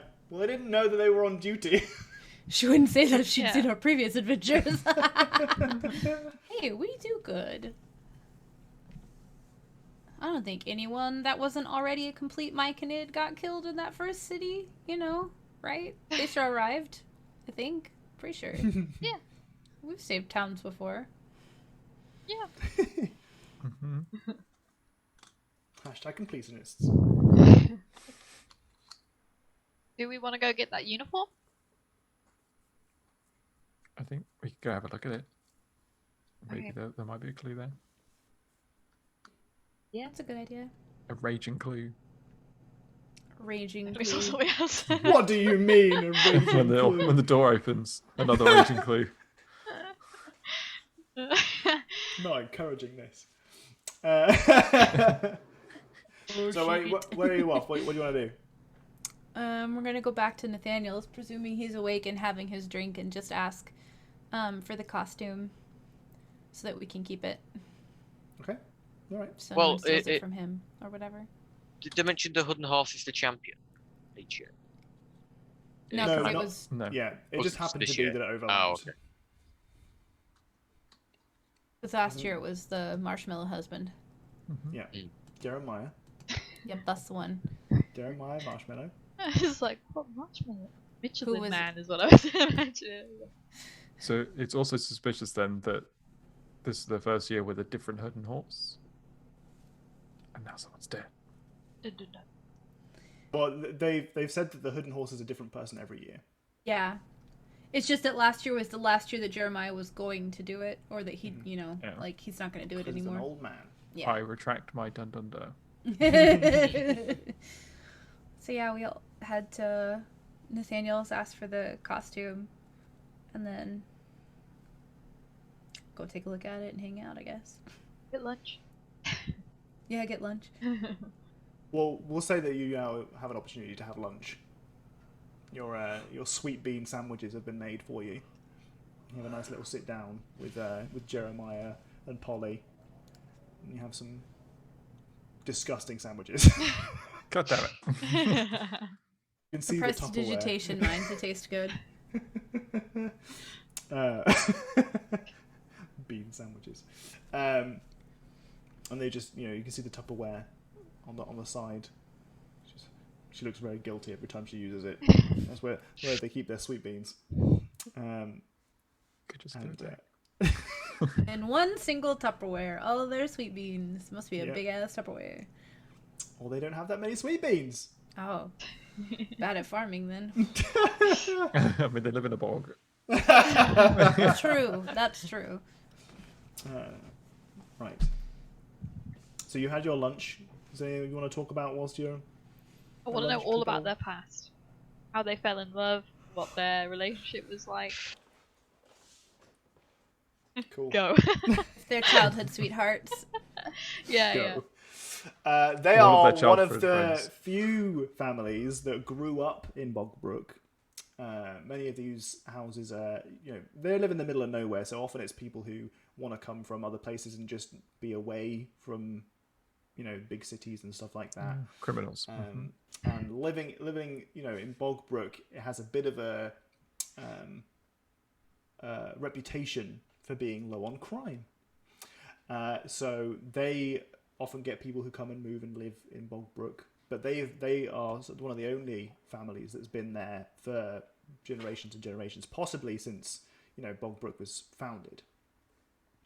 And they met because both of their families just happened to have the similar background, and everyone kind of looks up to them as true Bogbrookians in comparison to everyone else. So there was a bit of pressure from their parents to get together and get married, and just happened to be that they both shared a love of sweet beans. So when Jeremiah proposed, it was when they were cutting down and harvesting the sweet beans. And it almost didn't go very well because he wanted her to harvest a particular patch so that she would find the ring. But he was a little bit too pushy about it. He was like, "Oh, go harvest that patch over there," thinking, if she harvests that patch, she'll find the ring.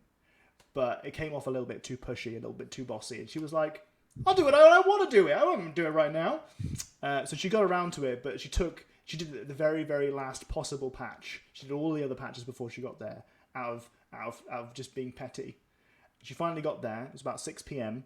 It's a nice summer evening, and he'd finished his patches a while ago, so he's out there with a beer, drinking his brew, watching her work rather than helping her.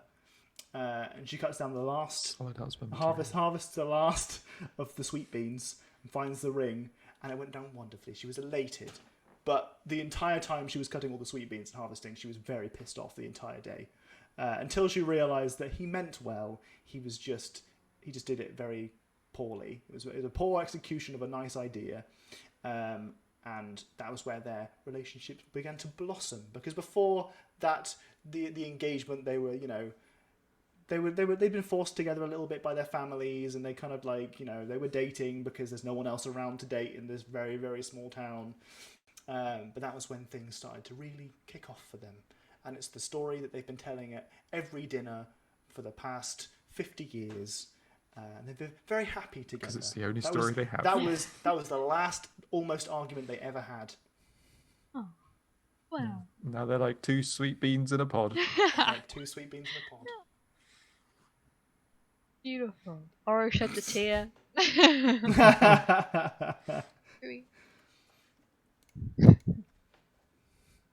Was that enough backstory for you? Yeah, can I give you an inspiration point? That was great. Stop it, you. I'm going to use it against you. You can't give the DM gifts. You suffer when you give the DM gifts. Okay, so you had your lunch. Wonderful conversation. Very rubbish sandwich. Because, they love sweet beans, but it's a local delicacy. It's an acquired taste. Local delicacy, also known as the only thing available. yeah, exactly. It's why they don't get many dinner guests. Yeah, they tell the same story over and over again. But before we continue, we're running out of time for today's session. Is anyone in desperate need of a wee before we try and power through the last 30 minutes? Fine. We can do Yes. Yes, there you Okay. go. Okay. I was kind of I just- expecting Jack might need a wee. Yeah. Okay. Alright. We'll, hi, Aw, Snorts. Hello, hey, good Snorts. night. Hello, good night. Good to see you. Thank you so much for subscribing. 45 months. God dang. That's such a long Oh my gosh. So cool. That's many months. I'm glad let's you go said for something, Jack, because I was staring at my empty wine glass going, do I ask everyone to stop so I can have some more wine? Let's go for a very short little break. I don't want to go too much over time today, so just a brief one and we'll quick one. power through. Okay. Brief break. Okay. Thank you very much, Snorts. Hello, good night. I hope you sleep well. I hope you're doing alright. Everyone go and stretch and get some water or some wine. I probably need some more ice cubes in my wine, but I'm too lazy to go downstairs. Or maybe not. We'll see. No. I'll be right back. Enjoy the sound of nothing.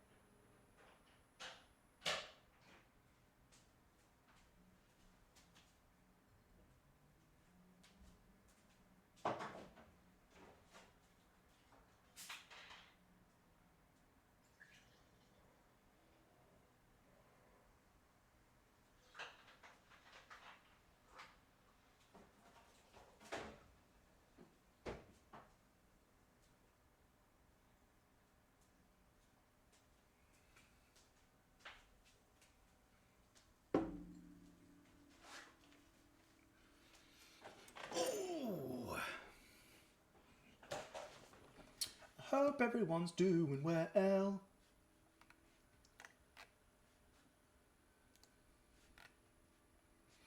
I was just I had a brief look in the mirror and I was like, you know what? I think I did a pretty good job cutting my own hair this time. All the other times, there's a period of like a week after I cut my hair where I'm like, oh, this bit I fucked up. Oh, that bit I did it badly on. Oh, I could have really done this bit better. And I have to like trim bits down to make sure it all evens up. But this time, I think I might have done all right. Quite pleased with myself.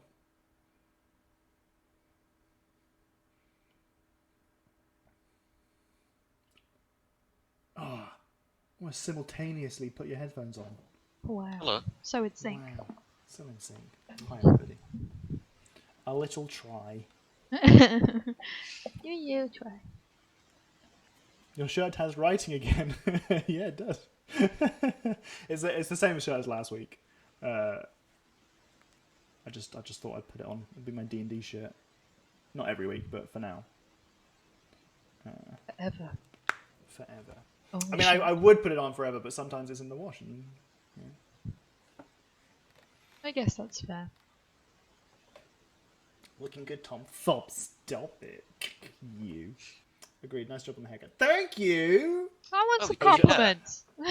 I was just saying that I like usually for like a week or so afterwards, after I cut my hair, I'm a bit like, I fucked this up a little bit. Like I need to trim stuff down. And this time I'm like, actually, Yeah, bitch. I did okay. Yeah.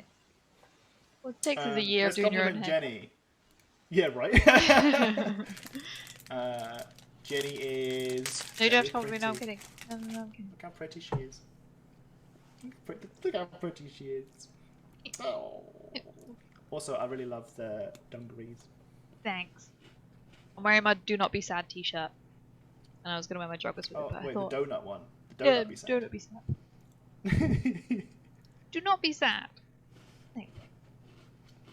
I always forget that that's got the. Whenever you describe, because you have described this to me previously, I'm always like, does it just have the word? Does it have a donut and then the words "be sad"? But then I know that it's got a donut, a bee, and a sad face, which I think is priceless comedy.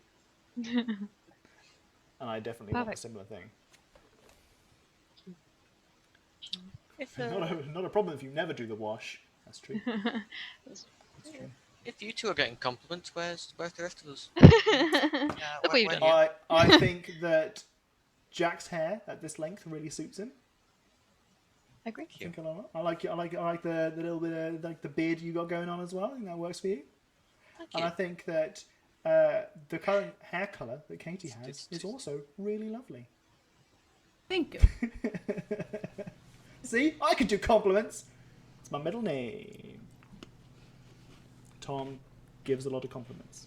Have you ever seen that funny music video? Give me compliments. I say, give me compliments. No, but one moment. Classic, that one. It's a funny one.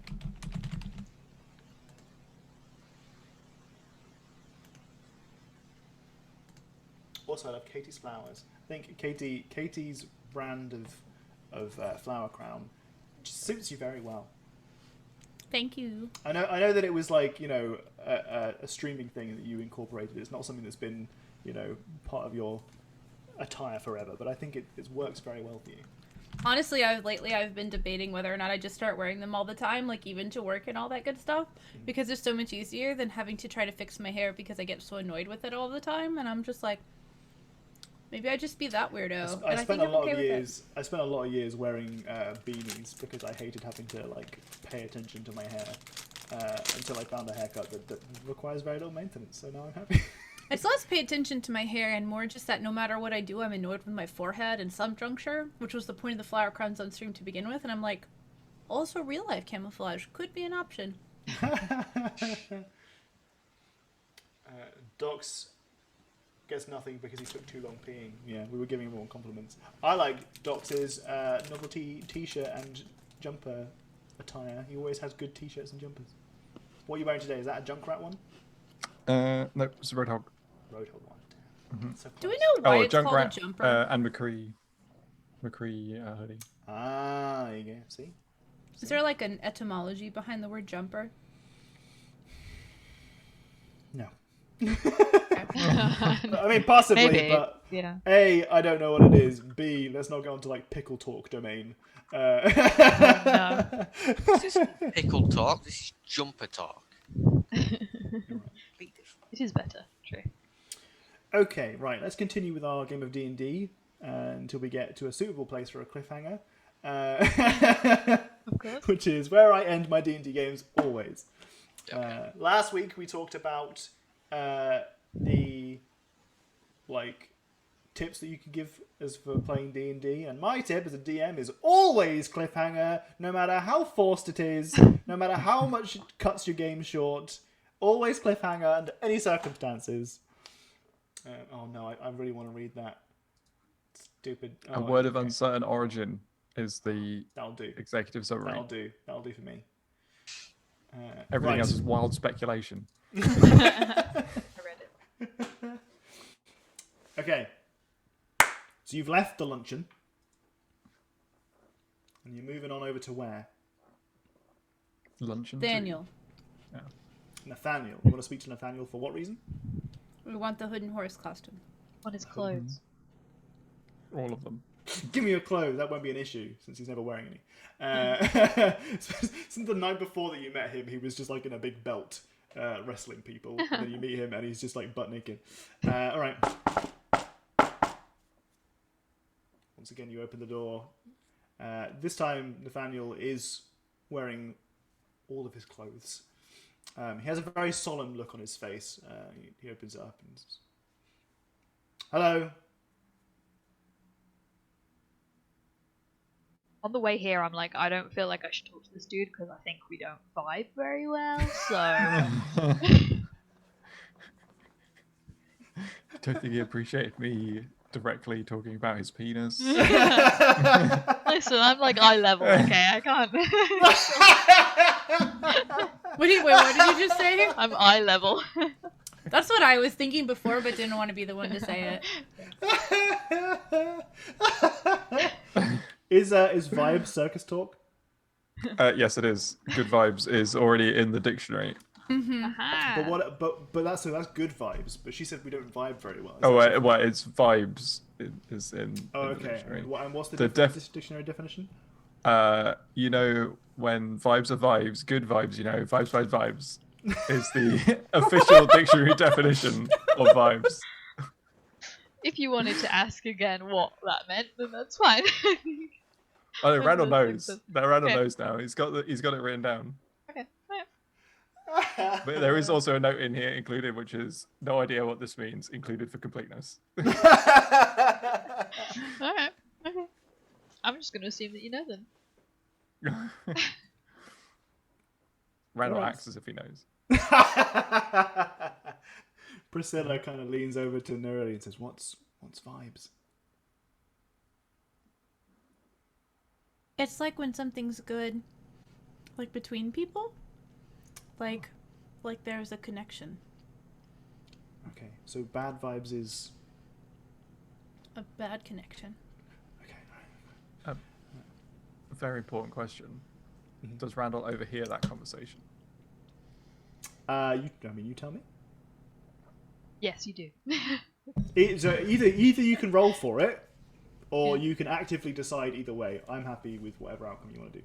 A roll for it, because he wouldn't like be specifically knowing they're about to talk about that. So it'll just be like, okay. So roll me a perception check. Over a 10, you hear it. Perception check. Oh. Okay. You hear it? There's furious scribbling.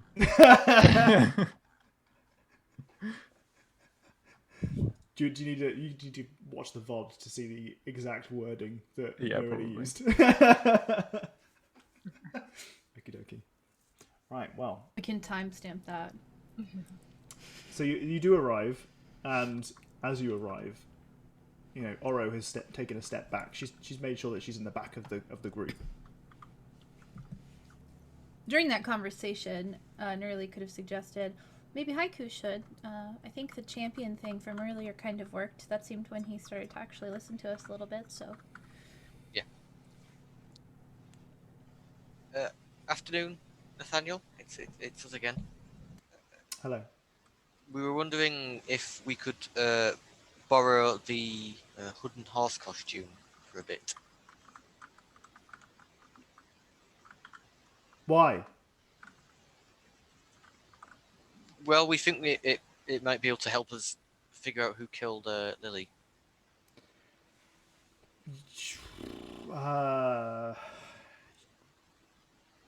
I mean, sure. Yeah. Yeah. No worries. Yeah. 100%. If you think it'll help, yes, you can. You can. Yes.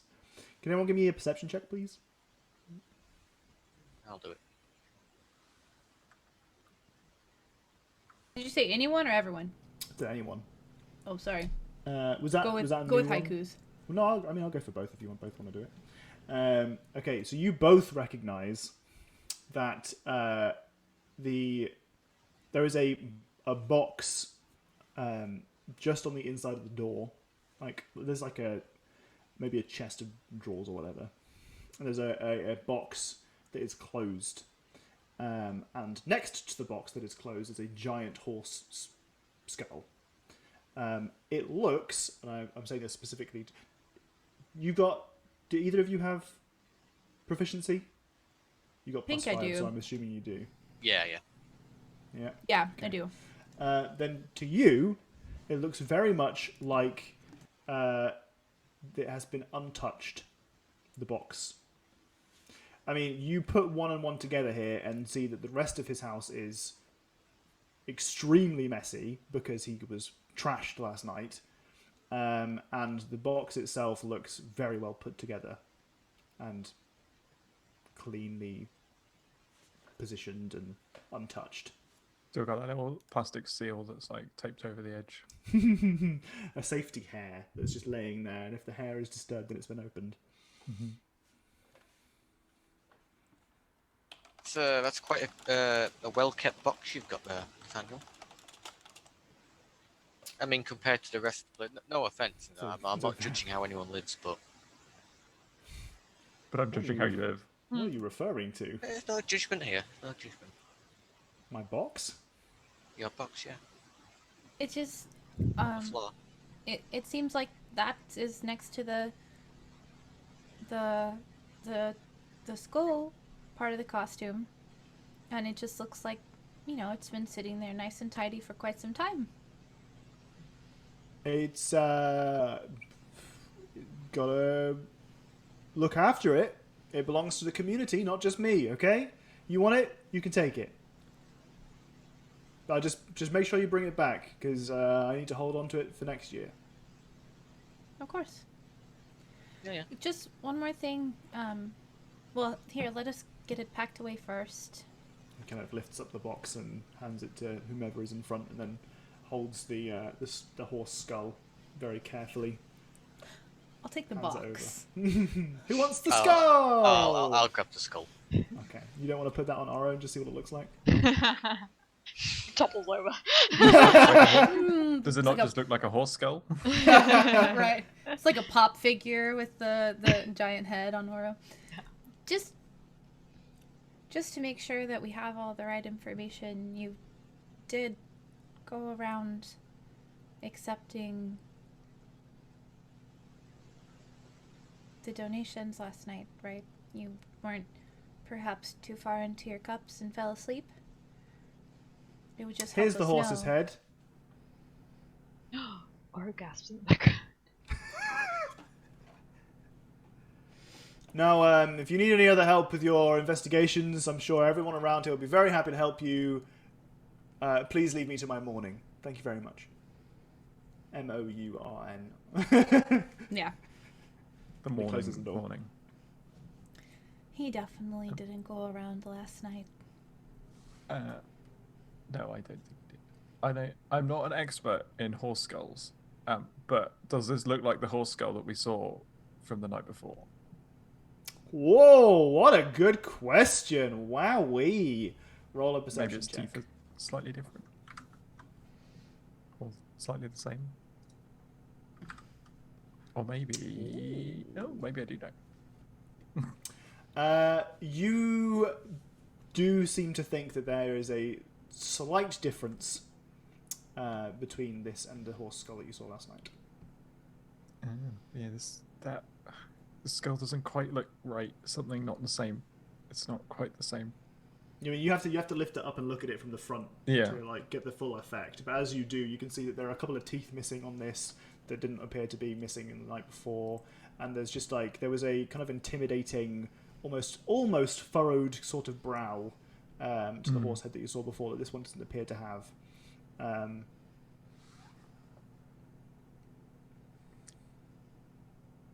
Yeah, I think you're right, Nerly. I don't think he went round. Somebody else did. Or something else did. Holy shit. Do we want to try and get some more information out of him? I mean, we're still outside his door still. I don't think he'll tell us. I think he's too embarrassed to admit that he got too drunk and went to sleep.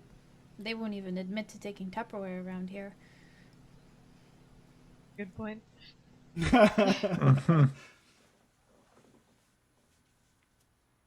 Involve a murder. Well, we should at least have a look inside the box. Yes, look in the box. You open the box. So And a Jack fireball It's goes now off. Pandora. Yeah. You can see that there is a kind of large black cloak in there that fits the vague kind of description of the cloak that you saw last night. It's just from where it is, it's just a lot of cloth that's kind of in the way. There's nothing of note really. I think the whole purpose of the costume is that it is just a big black cloak. Okay. Maybe we should look at it in the barn. One thing that you'll note about it is that it has a faint smell of washing detergent. So it clearly hasn't been worn, It's very kind of clean. thing. No mud around the bottom. Correct. I mean, maybe we could. I mean, if you want to confront him, we could do that now. Just know Skull's different. Do you want to confront him? I mean, I he think- must have asked someone to do it, right? And they might know something, or they might have done it. Maybe he doesn't know who did it and just passed out. And Somebody else just did it, yeah, or something else just did it. yeah. Is there anyone else in town that we've seen that's roughly the same height as the costume would have been, other than the people that we were with? Like, obviously, Posset is about as tall as Nathaniel, but he was with us, so The obviously only it could have people been that him. you recognize as being a similar sort of height are Possat, who you were with, Nathaniel, who is about the same size, and Padlo Lily. Who also has an alibi. Ella has an alibi, yes. She was busy. She had a booking. She was a dentist. Dentist appointment. Yes. They We're sneak up on you. definitely... Never mind. Late night dentist appointments. Gotta keep up on your fillings, you know. That was expertly done. Mm-hmm. Do you have inspiration? You deserve inspiration for I that one. do! I Oh, own so he it! knows. He does absolutely know. knows. Use your inspirations! Well, I Oh, they're was so Honestly. rarely given. I was You just definitely... so rarely given. How many episodes in a row now have I tried to give inspiration and other To the same two people, okay? I've not got Yeah, any. I've had 4 since starting. Yeah. Okay, so I did plan on using one, but I haven't, like, during the course of this investigation, but I haven't found a point where I felt like we were going to really find the information that, like, we needed and it was going to be, like, a crucial thing. Can I use one and then just keep the other one? This is why we save them forever.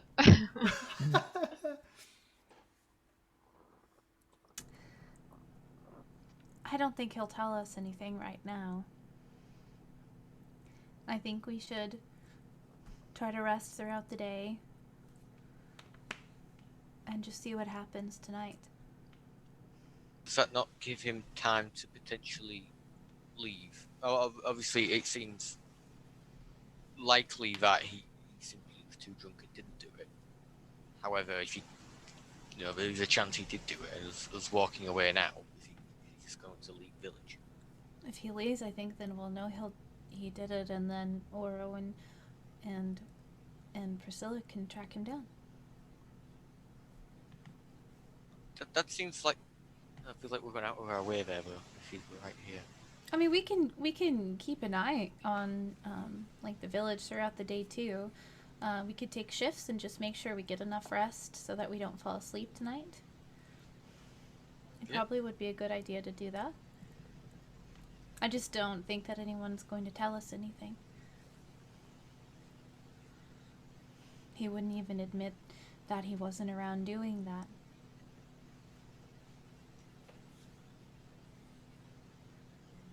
True. I mean, I could be wrong. If we told him again, I feel like I would raise my voice at him, so maybe we shouldn't. Maybe we should just chill for the day. Get ready for the evening. If the horse does come back though, that's way off story, right? It's one day a year. Yeah. But they also said this has never happened before, so... That's also true. And we told Polly that we would stay. You can see that Priscilla is kind of getting a bit reluctant, even more so, kind of impatient. So she says to you, like, are these problems really ours? They kind of are. We were here, and they can't figure out what happened. That's what we do. Well, that's what we do. Could we spend the day looking for clues for the werewolf den or something, maybe? Could you do that? While we keep an eye on the town in shifts, we want to make sure we're rested for tonight. Just don't go too far by yourself. Or is that what you're worried about? Well, I don't want to stumble across something on my own and be taken aback by some foul fiends. That's fair. If you would rather wait until tomorrow to explore, then so be it. But I feel we have an afternoon. I saw that copse of trees. It's a pretty good location. We could scout it out. I'm sure we can sleep in shifts tonight to keep watch. Yeah. Did Postat say there was going to be a village meeting? No, they kind of floated the idea, but they didn't say they were going to do it. Right. Gotta play good gobbo, stabby gobbo. Isn't that just stabby gobbo, stabby gobbo?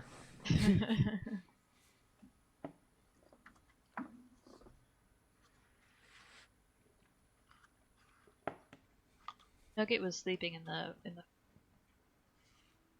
so they wouldn't. Was it Nugget? Oh wait, Nugget was outside though when the Hooded Horse was going around, right? Nugget And you can was talk on to the Nugget, roof. right? Nugget was outside when the hooded horse. She didn't. Only when knocking on the door and stuff for you.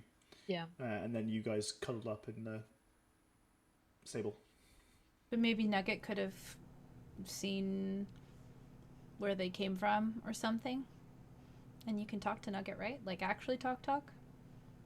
Yeah. Do you have the speak to animals spell available to you? This is the problem I have with marking spells off, is that I don't know whether it's like okay, you wake up, suddenly you're in a thing. Do I have to decide then that I'm done it? Because I did think it at the start of the stream, but I didn't say anything, so I didn't change anything. Yeah, if but... you wanted to say that you prepared that for the day, I mean, if I say, really we should be more specific about what spells you choose at the beginning of the day, but you did wake up in a bit of a flurry. Usually if we were really hardcore rules lawyers, we would say that you'd probably still have the spells from the day before, or that you have no spells. Question mark. How do rangers pick their spells at the beginning of the day? Like with clerics, it talks about how you like pray for them or whatever. So what do rangers have to do? Because if you just haven't done it yet, could you just do it now? I don't. I mean, we can. I don't want to spend too much time fussing about this. If you want that to be one of the spells that you've prepared for the day, then that's one of the spells you've prepared for the day. Okay, let's do that then. I don't feel like, but let's do that anyway. Rangers have all of their spells prepared regardless. There you go. Oh.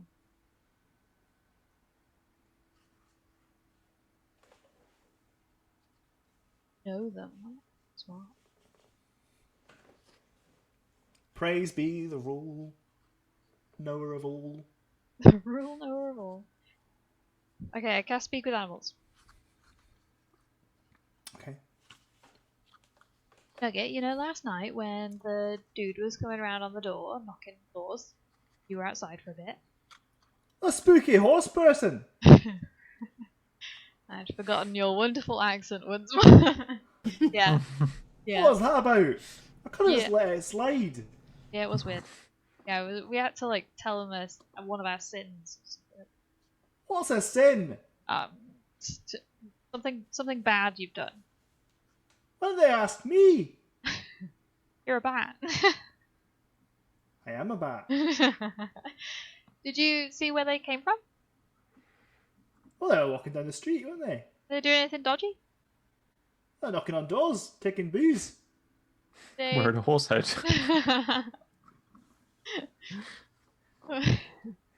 Were they being weird at all, other than? Everything about it was very weird. Yeah. Yeah, but did they go? Did they go anywhere? Did you see them murder anyone? More importantly, did you see anything? I didn't see any murders. No. No. Okay. Anything else of note whilst we're here? Whilst I have this spell equipped. Love you too. Does he know what he smells like? Or what I'd they like smell some like? more sprouts, please, if you'd like to grab me some sprouts sprouts. from the back.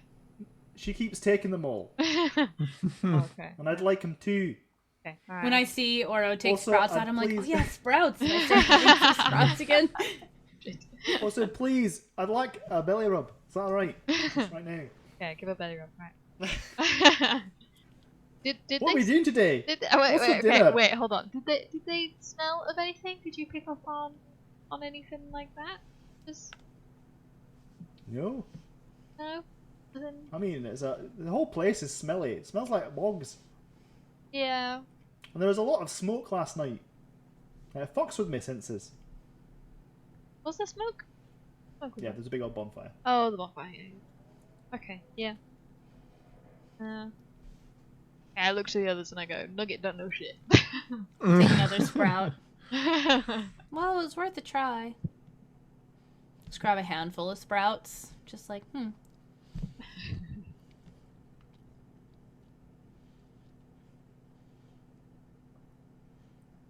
I don't think we're very good at mysteries. Well, what did you want to do with the afternoon? Did you want to go and look for werewolf dens? Was that the idea? I think we kind of wanted to stay and keep an eye on the town. Yeah, we might get like stuck out dealing with werewolves and not be able to be here. And we promised Polly that we'd do our best. True. And I'm more inclined to stay. It's just around noonish. So what I'm saying is that you've got an afternoon to either faff around or whatever. But So in Nurley's mind, Haiku's the one who wants to stay and keep an eye on things. Not the one, but like already made a point of saying we should probably stay and keep an eye on things in case somebody did do it, and is just like, you know, so they don't pack up and leave or whatever. And Priscilla is the one wanting to leave. So of the two, I'm more inclined to do what Haiku would like to do, on account of her being someone who was sent to hunt me and all that, you know. So, and I tend to agree with keeping an eye on things. So I put my vote in for staying and making sure nobody leaves and just keeping an eye on things.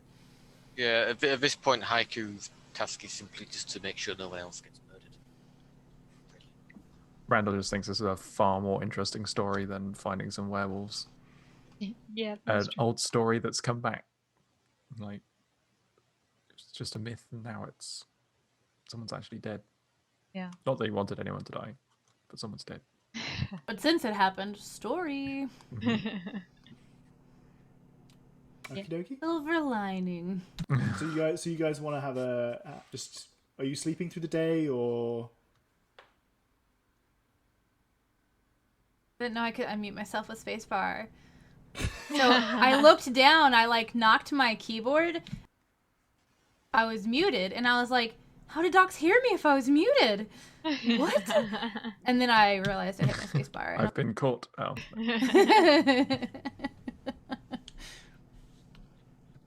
Anyway, sorry, continue. So are you sleeping through the day then? I think we're gonna take shifts, like kind of resting and sleeping through the day and keeping an eye on town and then being up at night. Was that the thought, right? Or was it sleeping in shifts during at night? A bit of both. Bit of both, yeah, I guess. I kind of want to do some like clue searching around where the body was found, whilst people are in it. Give me an investigation check if you'd like. Guidance.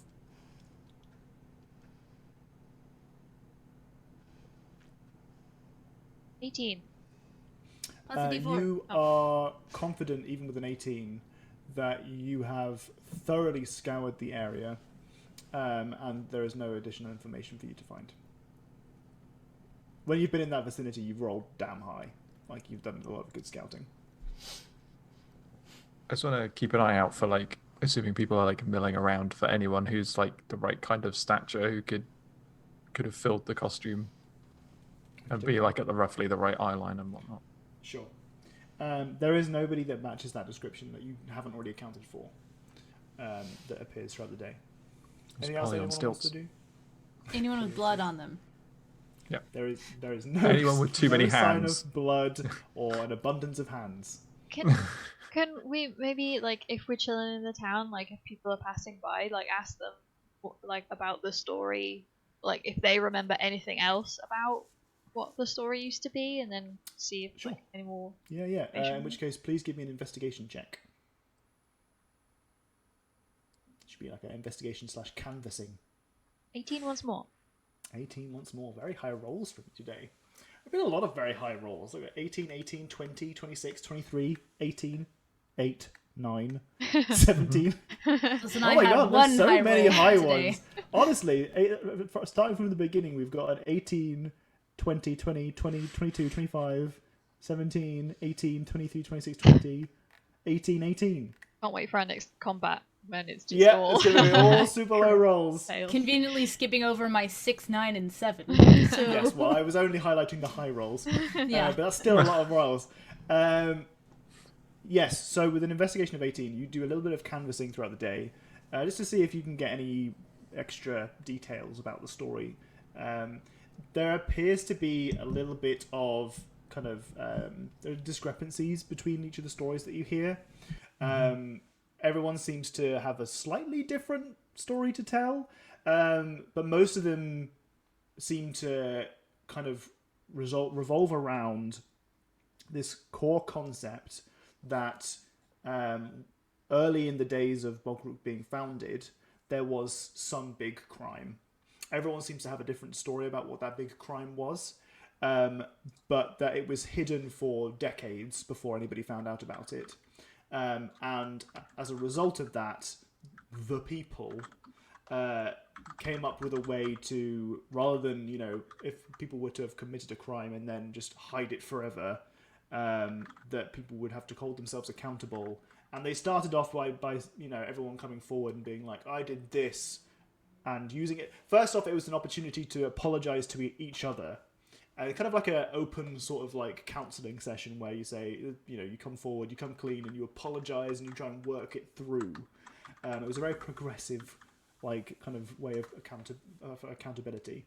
But as the years went past, it seems to be that this kind of regressed into this kind of, and because the occupants of the town shift and they come in and another family joins, and then one family dies out because nobody gets married and it's a small town of people that they don't find attractive or whatever. Someone else will come in, and another, like a hermit, will take over one of the huts on the outside of the village or whatever. And because of that, the story hasn't got a super consistent narrative. And people started to not have roots in the village, so they didn't have ancestors to refer to get, to start talking to. So they started bringing their own ancestors into the town, and they'd refer to them instead of the people who were there the years before or whatever. Okay. But yeah. Tell all that to Randall. If Randall's Randall not is with me. sat with you, listening to every single word. Excellent, good. I'm glad. Okay. Is there anything else anyone wants to do during the day? So we're sleeping in shifts? That's that bit. Yeah, so that you can be nice and awake during the night. For my sleeping shift, I'm going to go knock on Paddler's door. What's the goal? Just to see. No, Just to see. Yeah, Okay. just to know. Well, we'll. There is a small we're going to skip over the RP for this, but there is a small confrontation where she remarks on the fact that you left without saying anything in the morning. But also, she doesn't seem to care that much. She was just being an asshole. She doesn't actually seem that fussed. You're invited in for a piece of like horse carcass or something, and Cup of coffee, yeah, a cup of coffee. Like whatever happens. Good. What happens in Fade to Bogbrook stays in Bogbrook. Hopefully. Hopefully. Don't want anything following you Well, out. you don't want another NPC? You have another person join the party? Yeah, we want About loads. Padlo or the baby? That's what I was making a reference to. Just get as many NPCs as possible. Yeah, collecting them. Yeah. They'll You all have And to make sure they remember all all their have accents. distinct voices. Yep. they all Every live in single the one of them. manor. Every Yeah. single one. You've got plenty of space. No, they'll come with us everywhere. And we'll ask their opinion on everything. All right, but your XP gets divided. Oh. But then we'll have a bunch of buffed up NPCs. Or you'll all be very low level NPCs. We'll just play for even longer. Right. Anyway. Okay. Well, you guys spend your day canvassing and sleeping in shifts until night falls. And as it does, you are doing what exactly? Being scared. I want to cast my alarm spell, but I want to see how it's range of a 30 feet. Oh wait, no longer than a 20-foot. How big is the town in feet? God damn it. Alright, one second. Basically, what I want to do is I want to cover where the group is sleeping, and hopefully where Polly's house is. Right. It is roughly... Jesus Christ. 900 feet by 900 feet. Okay.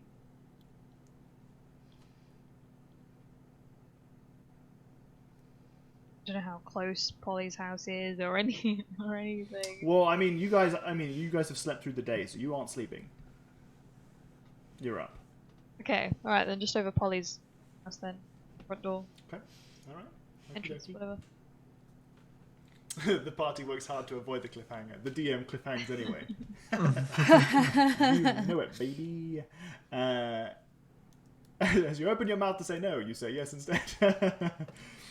Right, so you want to put an alarm spell around the perimeter of Polly's house. Yeah. And whereabouts do you guys want to perch yourselves, being alert throughout the night? Do we want Are to you patrol, doing- or do we yeah, want you to find like patrolling, a place? Do we want to like strategically place ourselves so we can like see each other, but also see lots of different like alleyways and stuff? I don't know how densely populated it is, but we might be able to see more around if we do that.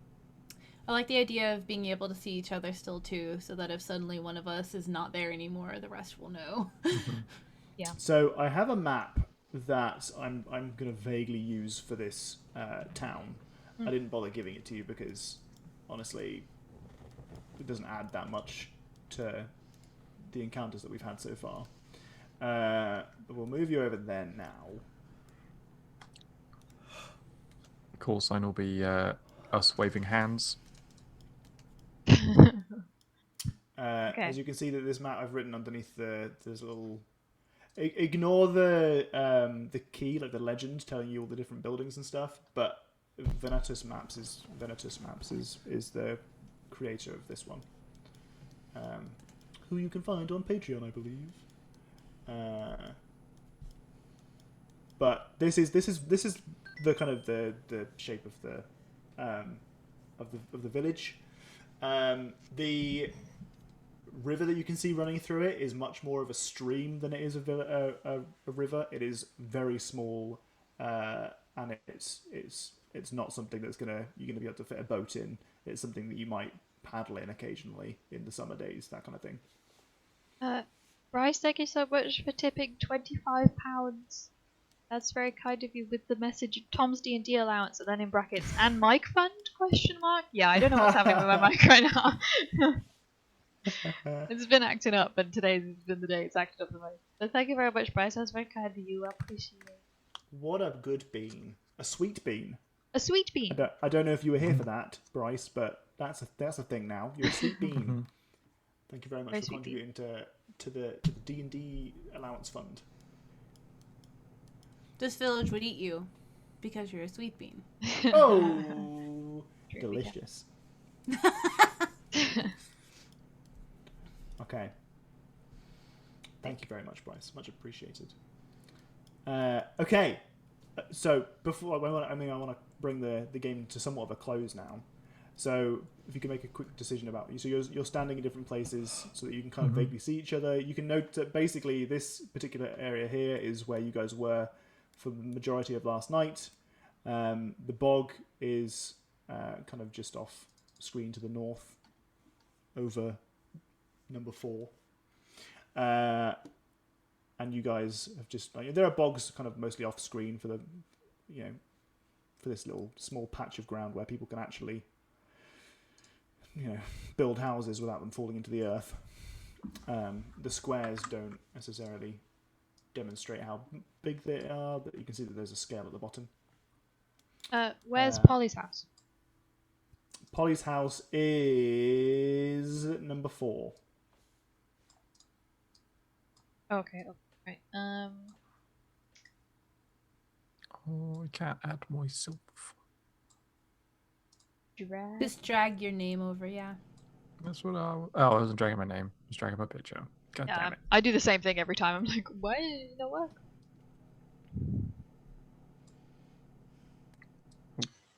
Where's Nathaniel's house? I would like to be overwatching that. Nathaniel's house is the one you're currently stood on. For that one. Yeah.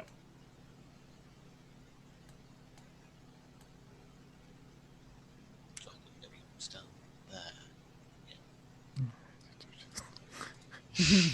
It's like musical chairs. This one. There. Now we all have line of sight to at least 2 people, right? Yeah, pretty much. Yeah. Yeah, I can be like... Yep. I can see. Yeah. Yep. Okay. Well, you are taking your various positions around the village, making sure that you can see each other. And the dead of night strikes, midnight. As midnight comes, the moon's still bright in the sky. We can see... Yes, I love the moon. Fucking yes, no. Moon. It's the best thing ever. 2 things happen. In front of Nathaniel's house, there is a chill that creeps into the air. Freezing temps. Freezing temps. Mark it.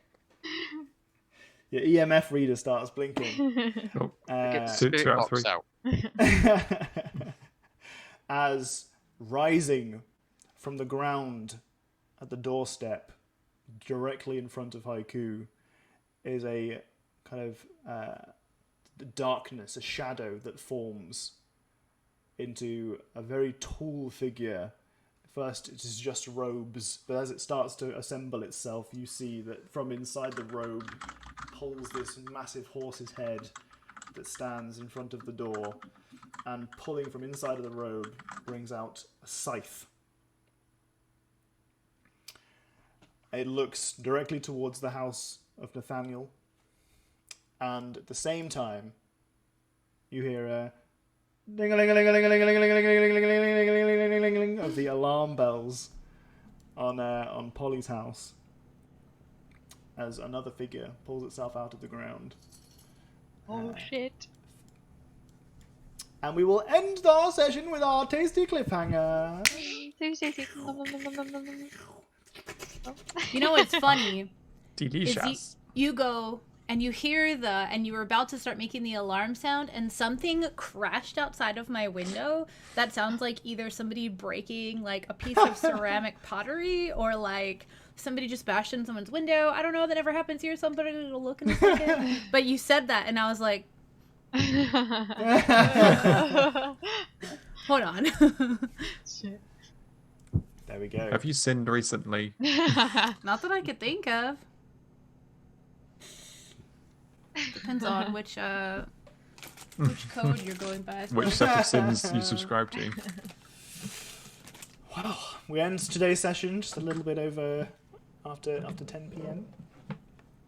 But we started a little bit late today because unfortunately all of us have had horrible mic problems recently. Tech issues. I say all of us, just me and Jenny. All. But that is today's session over. Cliffhanger, oh joy, makes life worth living. Well done. Thank you very much, Jess. I really appreciate it, guys. I'm glad that you had fun watching. I hope everyone had a good, I say evening, but it's evening for us, afternoon, I guess, for you guys. A game for our players. Thanks once again for taking part in our prompts and playing along with us. I hope you guys had fun. Man, I had some fun shit planned if you guys wandered off to do the werewolf browsing. Honestly, you're gonna kick yourselves. Well, we just do that next time after this stuff. It'll be fine. Yeah.